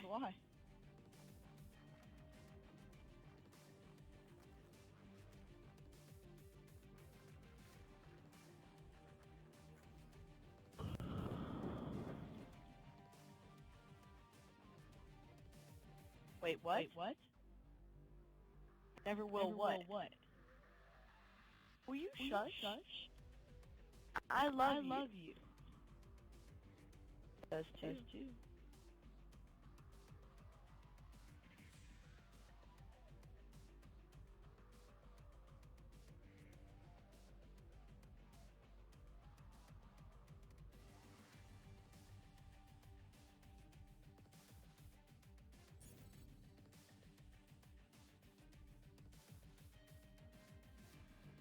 Even here, Change says what, like 800 people?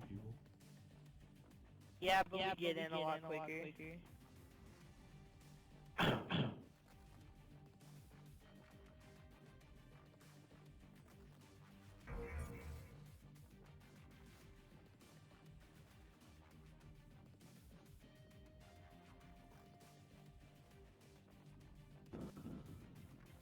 The year as the closer 2 nights ago.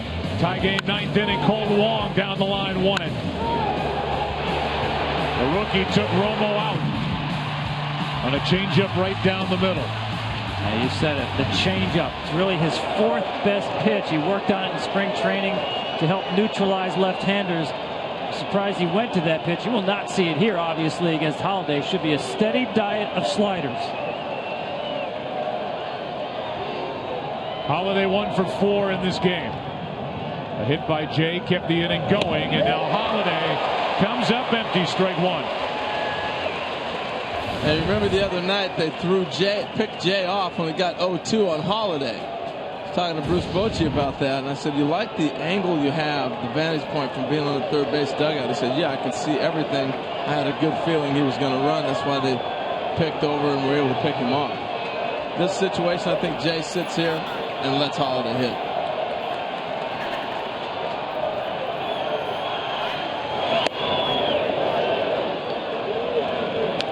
One ball, one strike. And you saw him double up with the fastball.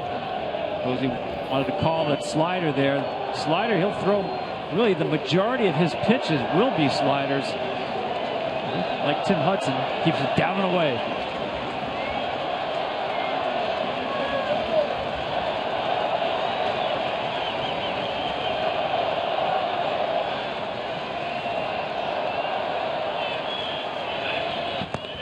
So it looked like a sign to throw over. Maybe hold, then throw over. Just to give him a look. Sometimes you want to freeze that runner enough that if a ball in the gap does not score him, you can keep him close enough to the base.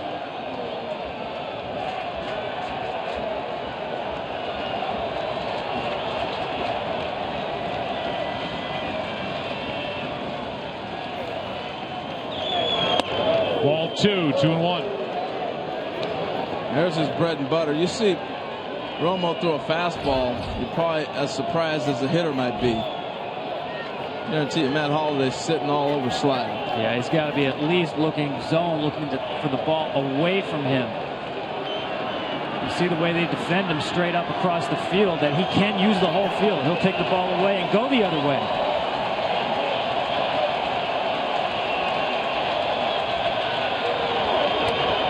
There it is again. It misses outside. The count goes to 3-1. On deck, the left-handed hitting Matt Adams. The Giants got the first 4 runs all in the first inning. Led 4-0, 4-2 after 4, 4-3 after 6. A home run by Randall Grichuk tied the game in the top of the 7th. And here we are in the 10th. Veteran right-hander started it, Hudson and Lackey, and now we are deep into the 2 bullpens. That's a slider for a strike, and it's a full count. Yeah, I think it was a pitch that Matt did not like on the 3-1 count. I think he's looking slider.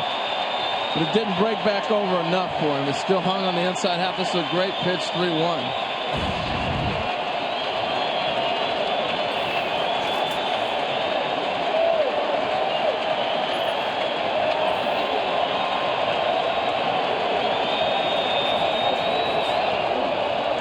Runner will go. Ground ball left side. Diving stop. Sandoval. Long throw. Got it.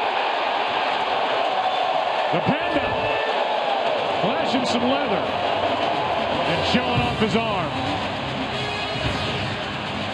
Got a tricky hop too. And we're still tied 4-4 into the bottom of the 10th here in game 3.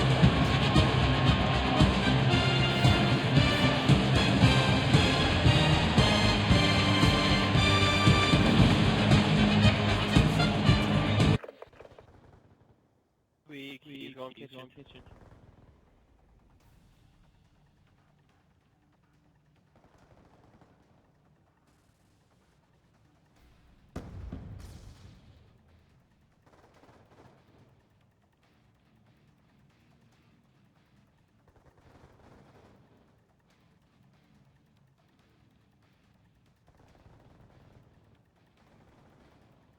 Enemy flag acquired.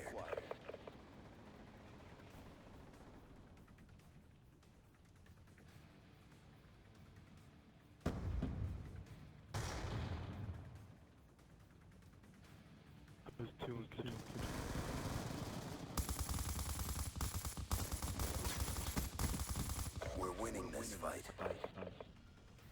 We've captured the enemy flag.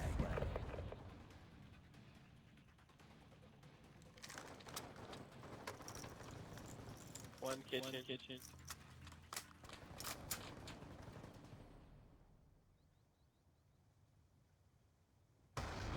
kitchen. We have the enemy flag.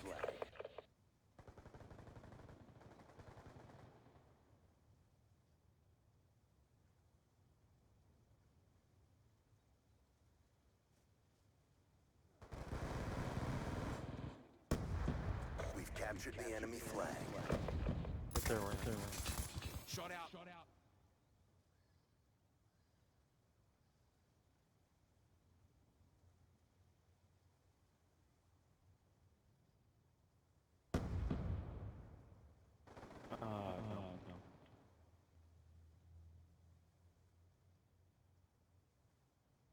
Yeah.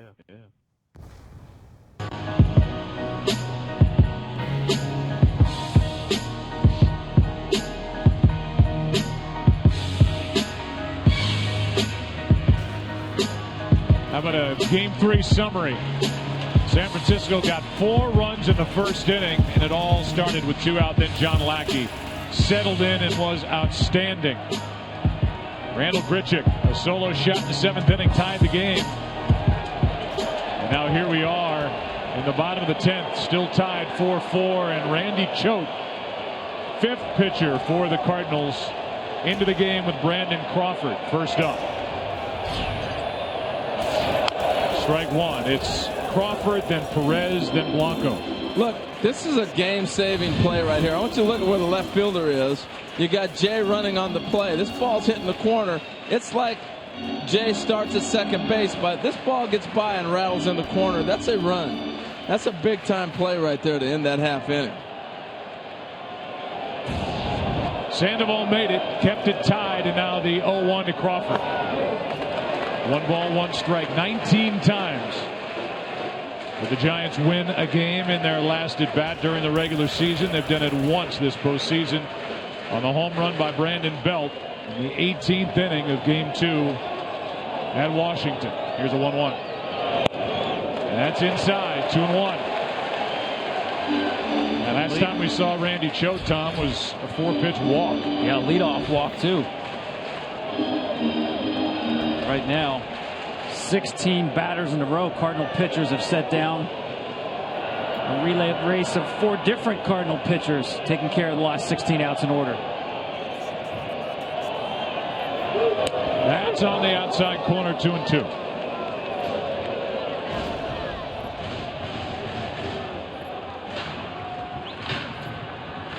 Pitchers really have a feel when hitters are trying to look for a pitch to drive. You know, right there, he gets him 2-1. He's been inside, and he goes outside, paints one on the corner outside. Crawford 0 for 10 in this series. That's foul.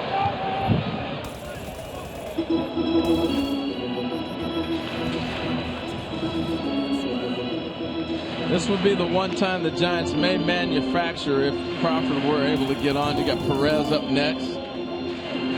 Probably move him up with a bunt, maybe a hit and run. I think that's about it.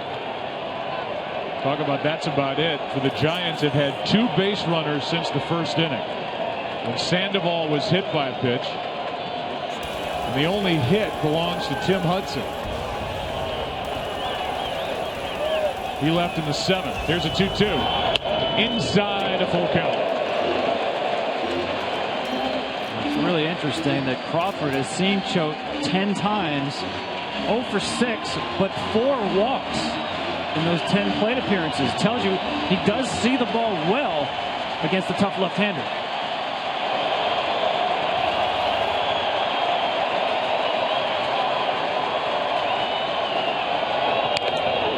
He's in a battle. It was Crawford who led off in the 7th inning of Game 2 with a walk against Randy Choate. And here he is in the 10th with a full count. Yeah, so often, to your point, Tom, you will ask guys, how has he looked? You know, one of the indicators for me is how many strikeouts do you have against a guy, if you're seeing him or not. Or you go with what you just said, the walks. It's telling him he's seeing the ball. It may not have the results, but he's seeing it. Gives you a chance. He draws a walk. Winning run is on with nobody out here in the 10th.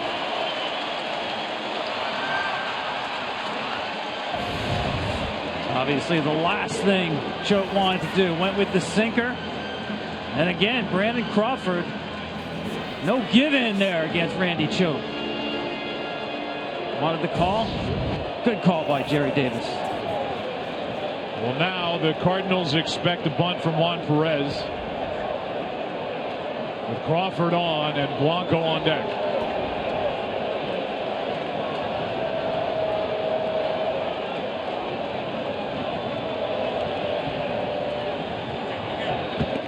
A lot of times they'll throw over on that just to see if what the offense is going to do. Is he going to bunt? Is he going to hit and run? Clearly Perez squared around, showed bunt right there. Now the Giants have a good idea. The question comes down to, you want Blanco as your matchup, or are you going to pinch hit with Arias and get Martinez? If he gets a bunt down, that He showed it there. Yeah. As you said, pickoff throws designed keep the runner close, but also allow the batter maybe give it away. He did, but no surprise. 100 times out of 100 on bunting right here. And Gregor Blanco, 3 for 6 against Randy Choate.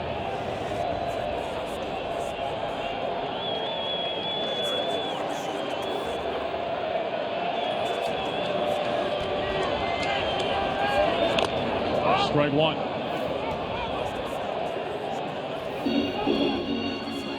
See Perez trying to get the ball down to first base. You would think with Randy Choate's delivery and the motion that would be a lot easier to bunt to first base than third base anyway, just by the release point where he's delivering the ball. We got third baseman Carpenter. He's got the freedom to charge. Adams has to honor that runner at first base, so he's not going to get a quick break.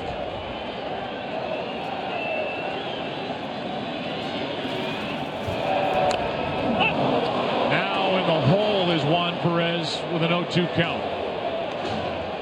Put it on again.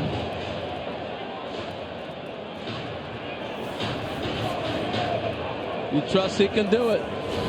You put it on again. He's in good position. He just tried to get too soft with the baseball. Yeah, he's got to get a better angle on that bat too. I'm not sure. I love the way he went about it to trust he's going to get it down with 2 strikes. Let's see.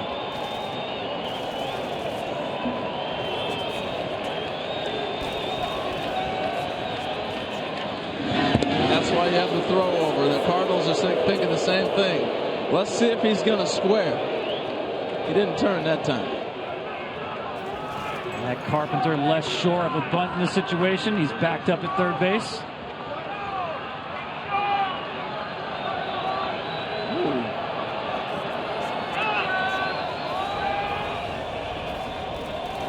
The 0-2, not bunting, a swinging foul ball.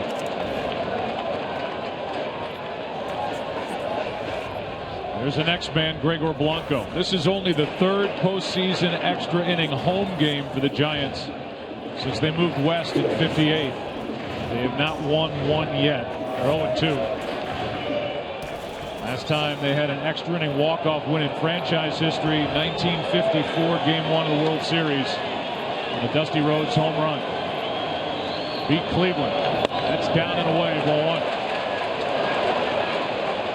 Now's when you come back with the bunt if you're going to. It's easier to bunt with a strike on you than in an 0-2 situation. With a strike, now you think the pitcher's going to be a little more in attack mode, maybe looking for a strikeout. 0-2, you don't know if you're going to get a pitch way up in the zone or whatever it might be.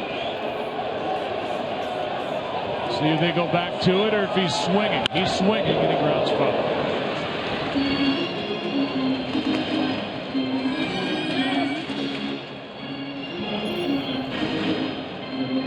Juan Perez got a big base hit in the 9th inning of Game 2. Helped set up that opportunity for the Giants, who tied it on the wild pitch. The panic that scored Matt Duffy from second base. A 1-2. That's a base hit into left. Forget the bunt. 2 on, nobody out.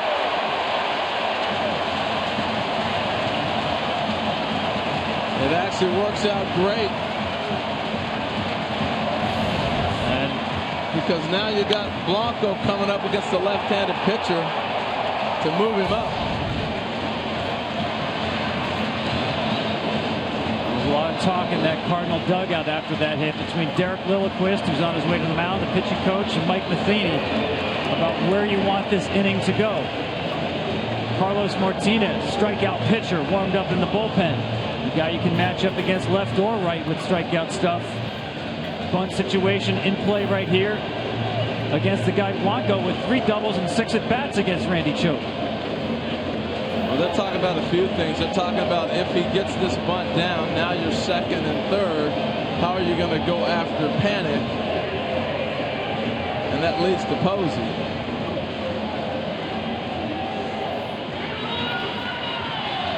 Meanwhile, the trouble started for Randy Choate on a walk to the left-handed batter, Brandon Crawford. Then after foregoing the bunt, a base hit by Juan Perez. And it's 2 on with nobody out, and Gregor Blanco about to dig in.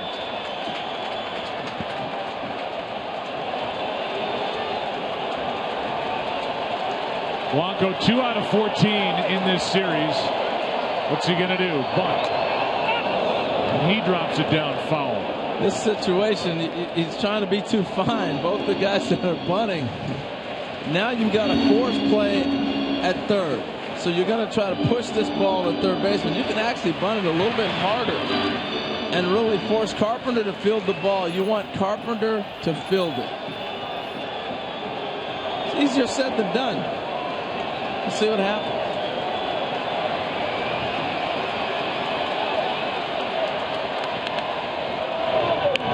The bunt. Perfect. Wild throw. And the Giants win Game 3.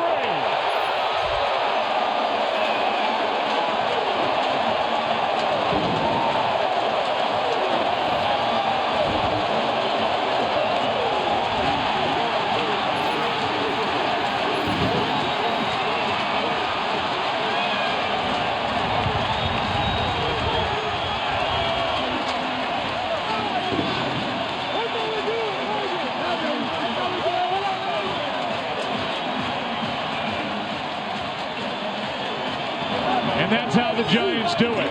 A leadoff walk. Perez couldn't get down the bunt. Gets a base hit. And on a good bunt by Blanco at the end of a disastrous inning, Randy Choate throws it into the Cardinal bullpen. That's what happens with the bunt. A lot of times you force the pressure. He's got to hit a second baseman who's got to hustle to first and dive back and try to catch it.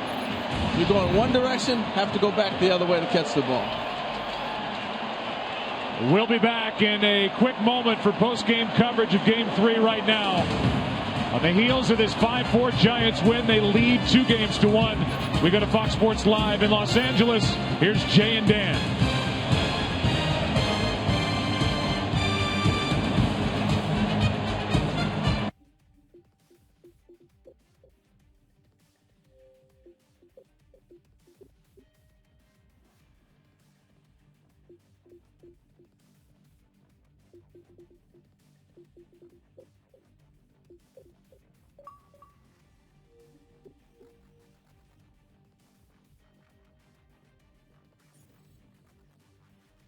Cheers.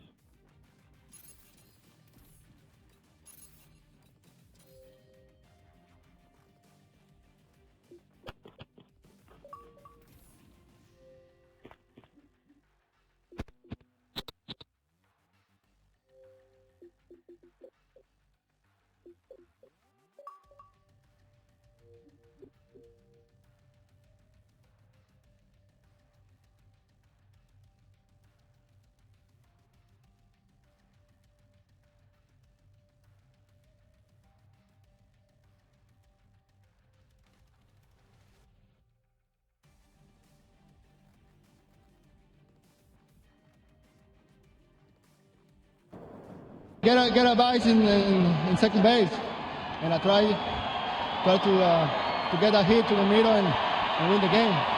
What did you see as the play developed? Well, then I was then first and second. And on the song, I had to say, well, I got to put this one down. I know we got panic behind, and then when Buster posted, I was like, well, just put it down. And the first one, I was a little rushed, and the other song I said to myself, just put it down. And all of a sudden the ball, it was just there, and to tell you the truth, I was just trying to run the hardest you can. Maybe he throw a bad throw to first base, and that's all he did. So I think it was awesome. Gregor, as much as you guys struggled after the first inning, how impressive was this to come back and win this game with your bullpen doing what it did? Unbelievable, man. That's who we are. You know, we just battle every single time, and I've been saying this since the beginning of the season. Let's just win a game, and let's just play every single game like it's the last, and that show right there that it doesn't really matter how we win. Just as long as we win, that's what we want. Gregor, thanks a lot. Now over to Aaron Andrews. Kenny, thanks so much. Here with Hunter Pence. We were just joking off camera. The last hit for your team was in the bottom of the fourth, and it was Tim Hudson. Big smile. What adjustment did John Lackey make with you guys? You know, he bared down, and you know, we kind of had an idea he was going to work away, especially in this ballpark. And I think he saw, you know, we had some good swings staying inside the ball in that first inning. He started working the fastball in, and, you know, he made it tough on us.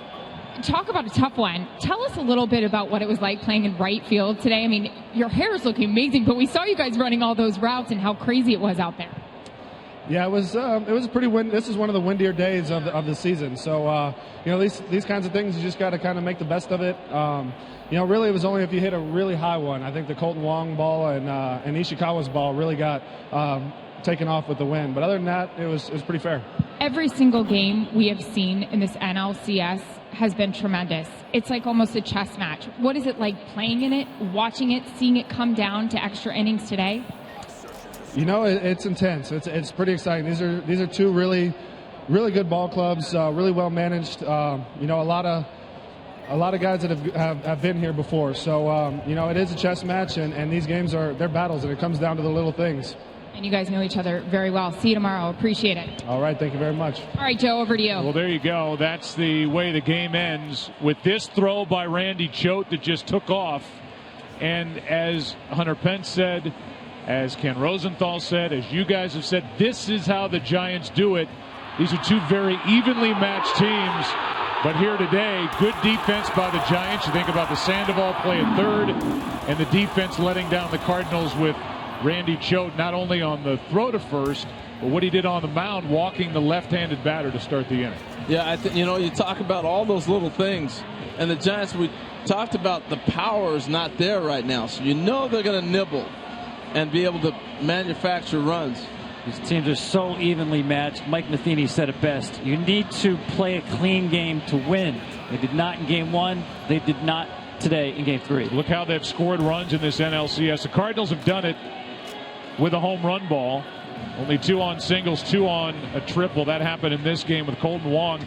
But you see how the Giants do it any way they can get it done. And it's not just this series, but it's how they've done it really all season long. They did it against Pittsburgh. They do it against the Nationals. And now here they are doing it, trying to stamp their ticket for the World Series. It becomes a mindset when you play one-run games all season long, and you know the bullpen is your strength. Your pitching is your strength. If we can just chip away and maybe get a couple runs, we're going to win the game. So they know if they're able to get that kind of pitching and production, they're going to be in every ball game and have a chance at the end. That's what we saw today. I love what Tim Flannery, the third base coach, said a couple of days ago. It's not always RBIs with us. It's RTIs, runs thrown in. Right. They finished off the Nationals on a wild pitch that sent the winning run in. And today, ball thrown into right field, the winning run comes home. And that winning run is standing by with Ken Rosenthal. Kenny. Thanks, Brandon. Randy Choate, you had a big walk off him in the last game. You're 0 for 6 with 4 walks off him coming into that at bat. What is it about him? And tell me about that walk and how it developed. He's real tough on lefties. He comes down there at kind of a funky angle for us, and almost like he's coming behind us, and he has big sink. So he's real tough, and I haven't been having a great series against these guys, so I knew I had to get on base any way I could. Fortunately, I battled there and drew the walk. Hey, you told me about the bunts. You eventually got one down. How much did you feel for Perez, and then what was your reaction when he got the hit? That was awesome. I know obviously he wanted to get the bunt down, but it turned out better for us. Getting me over and getting on base himself, allowing Blanco to get down that big bunt, and we made him make a play, and fortunately we came out on top. Blanco made a good bunt, obviously. How did you see that play develop? He put down a good bunt right where he's supposed to. He made Choate come over and try. It made him make a tough play and threw it wide over there. So a little unconventional, but we'll take it any way we can get it for sure. Brandon, the performance of your bullpen today, off of that last game when they struggled so much, how impressed were you the way they bounced back? That was awesome. That was great for all of them. Athol coming in for 2 innings and shutting the door for us, and Javi and Casilla, and obviously Romo after that. I know he wanted to get back out there after that home run the other night, so he did great for us. Brandon, thanks very much. All right, back to you. All right, Kenny, thank you. In a battle of the bullpens, the question was which bullpen would blink first. The answer, the Cardinals. A 5-4 win for the Giants in Game 3. And here's how it ended. The throw by Choate down the line. Giants celebrate here at home, up 2-1. Jay and Dan, we send it back to you in Los Angeles.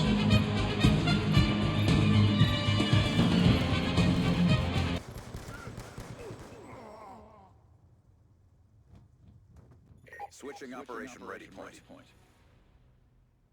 Search and destroy.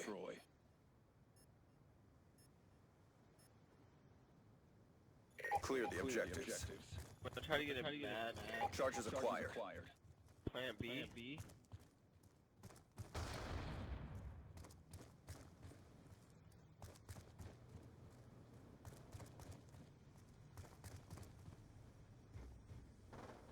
We lost the bomb. Boiler.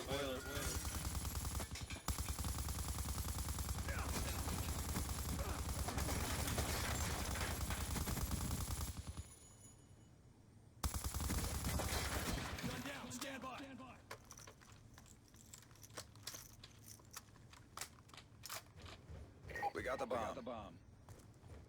Fuck with it.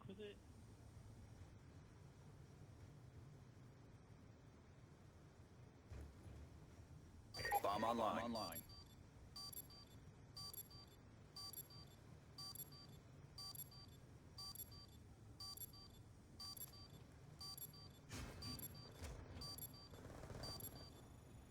Good job, agents. Get ready for the next round.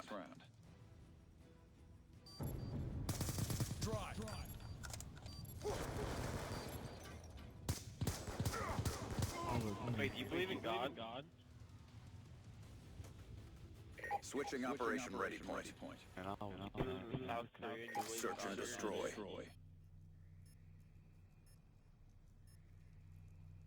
Protect the objectives. How do you like South Korea?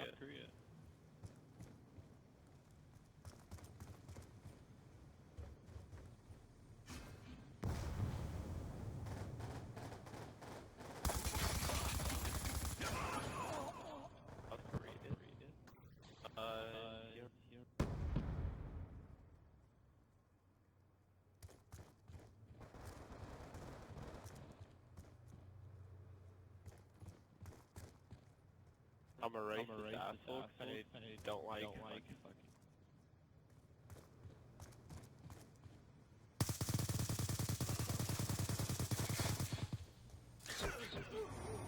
Transitioning. Oh my god. Poor effort. Get ready for the next round.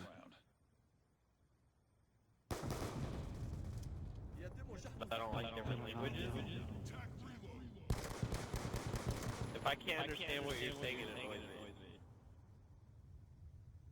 Switching sides. I ain't talking about you, I was talking about the only time I was... Search and destroy.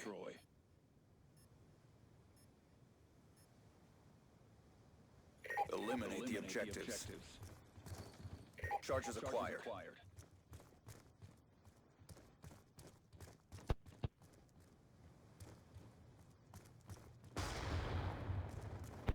I don't give a fuck. You're below me.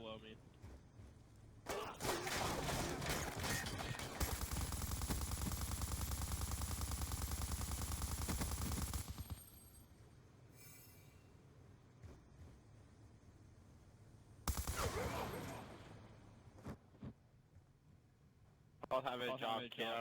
I don't live in a third world country. I don't live in a third world country.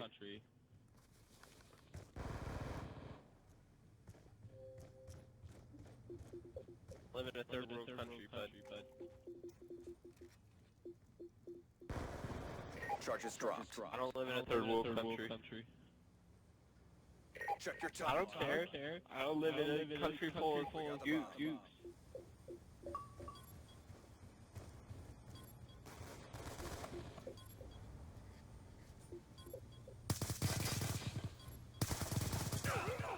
Oh my god. Poor effort. Get ready for the next round. I really hate that kid.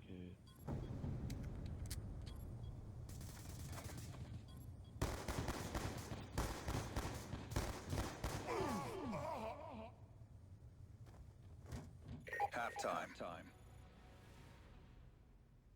Search and destroy. Defend the objective.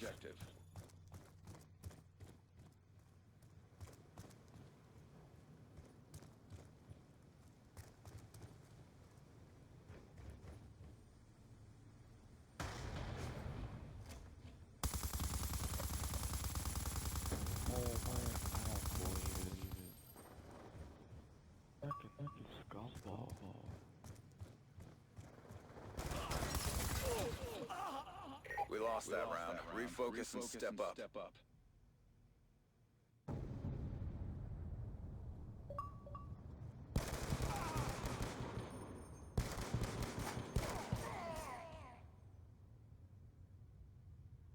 Switching operation ready point. Search and destroy.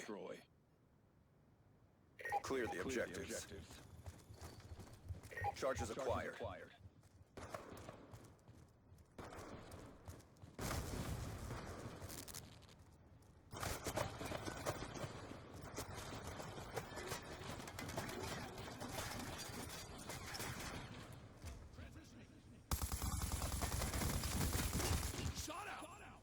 Bomb carrier down. Bomb acquired.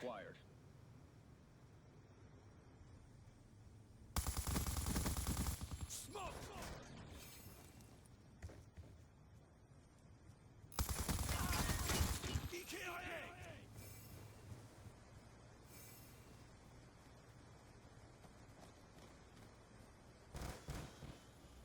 Good job. Get ready for the next round.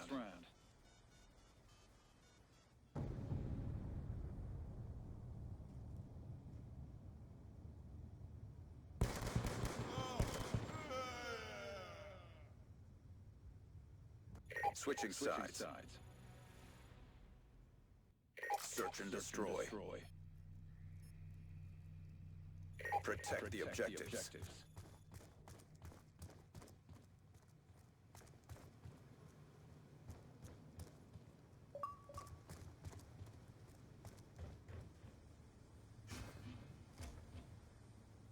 Sniper, get down!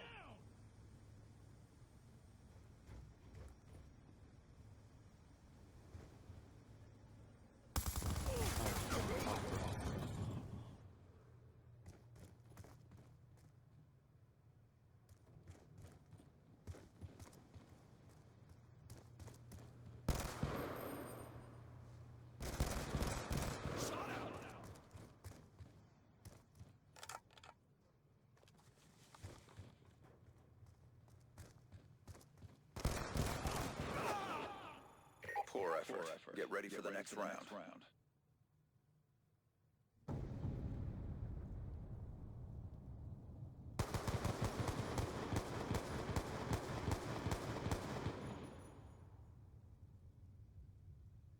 Switching sides.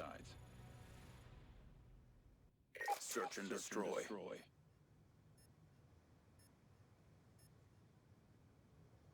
Neutralize the objective. We got the bomb.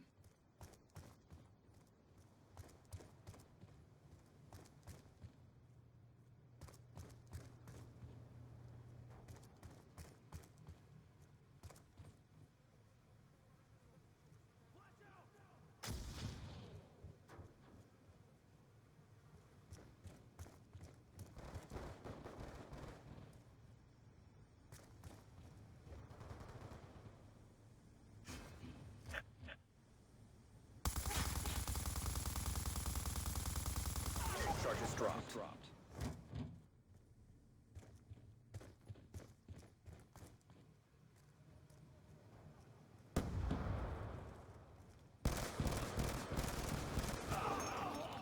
Oh my god.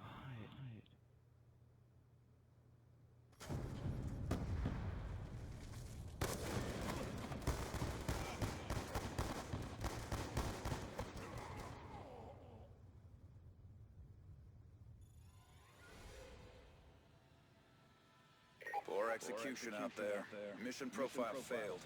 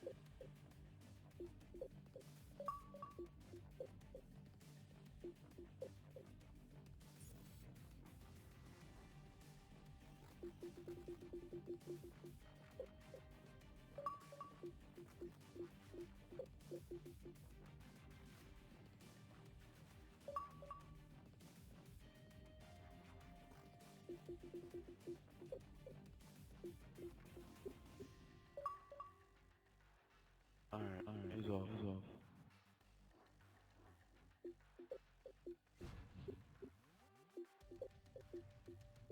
Who?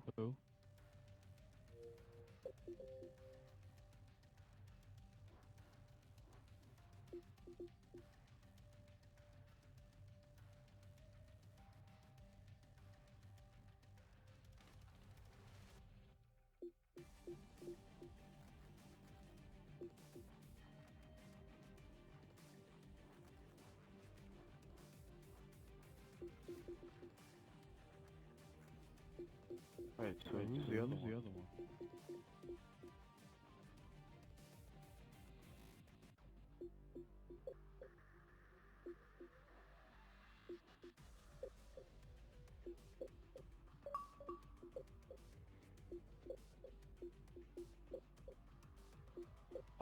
Oh, she's a...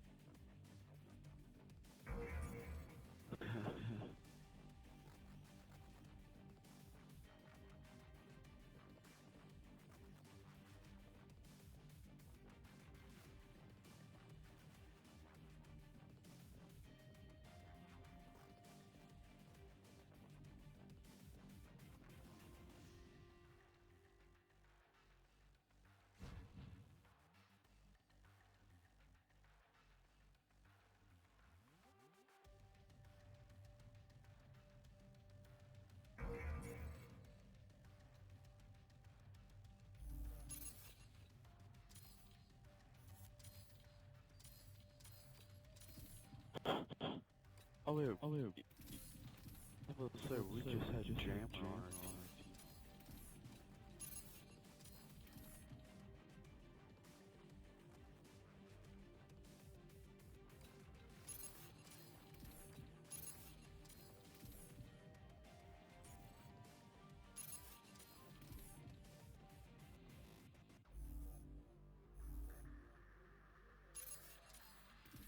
Probably.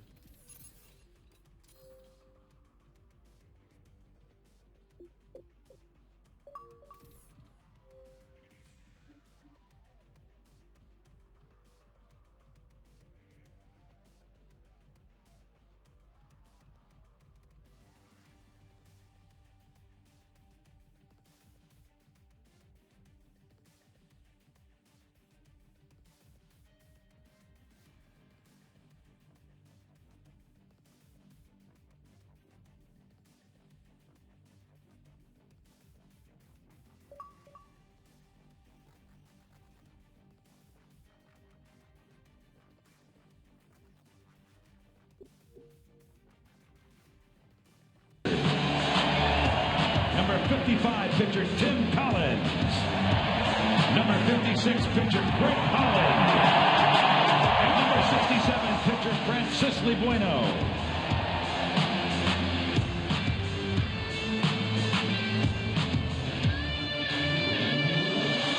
And now, let's meet managers and starting lineups for tonight's Game 1 of the 2014 World Series. First, the National League champion, the San Francisco Giants manager and starting lineup. The manager of the Giants, number 15, Bruce Bochy.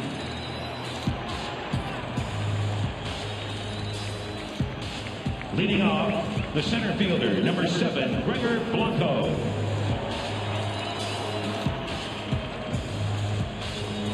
Batting second, the second baseman, number 12, Joe Panik.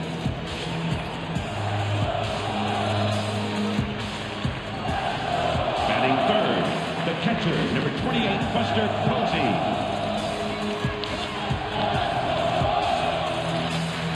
Batting fourth, the third baseman, number 48, Pablo Sandoval.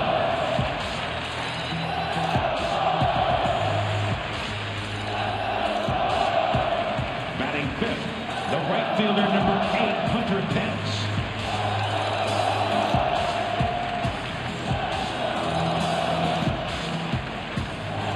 Batting sixth, the first baseman, number 9, Brandon Belt.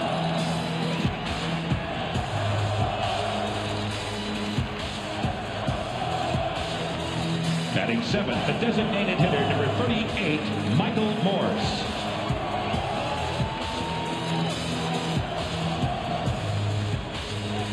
Batting eighth, the left fielder, number 45, Travis Ishikawa.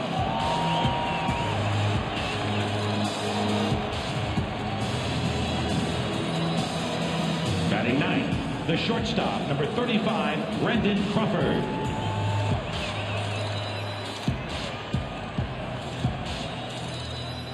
And tonight's starting pitcher, warming up in the right field bullpen, number 40, Madison Bumgarner.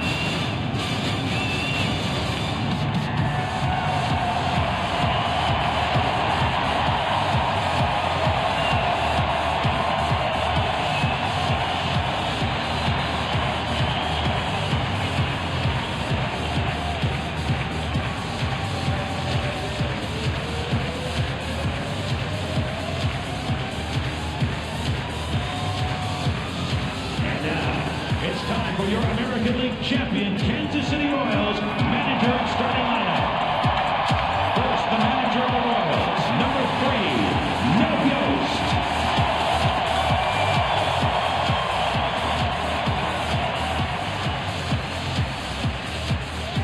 Leading off, the shortstop, number 2, Alcides Escobar.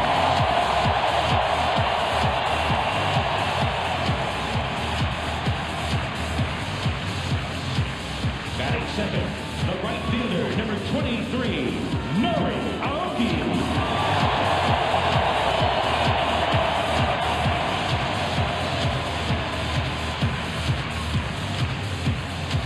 Batting third, the center fielder, number 6, Lorenzo Cain.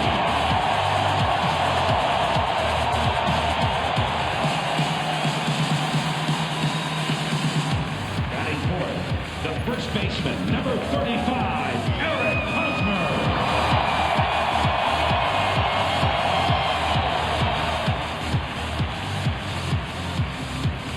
Batting fifth, the designated hitter, number 16, Billy Butler.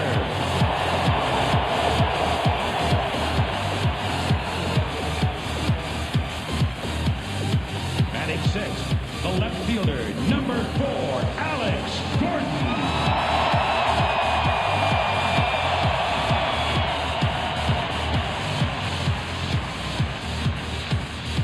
Batting seventh, the catcher in the left field bullpen, number 13, Salvador Perez. Batting eighth, the second baseman, number 14, Omar Infante.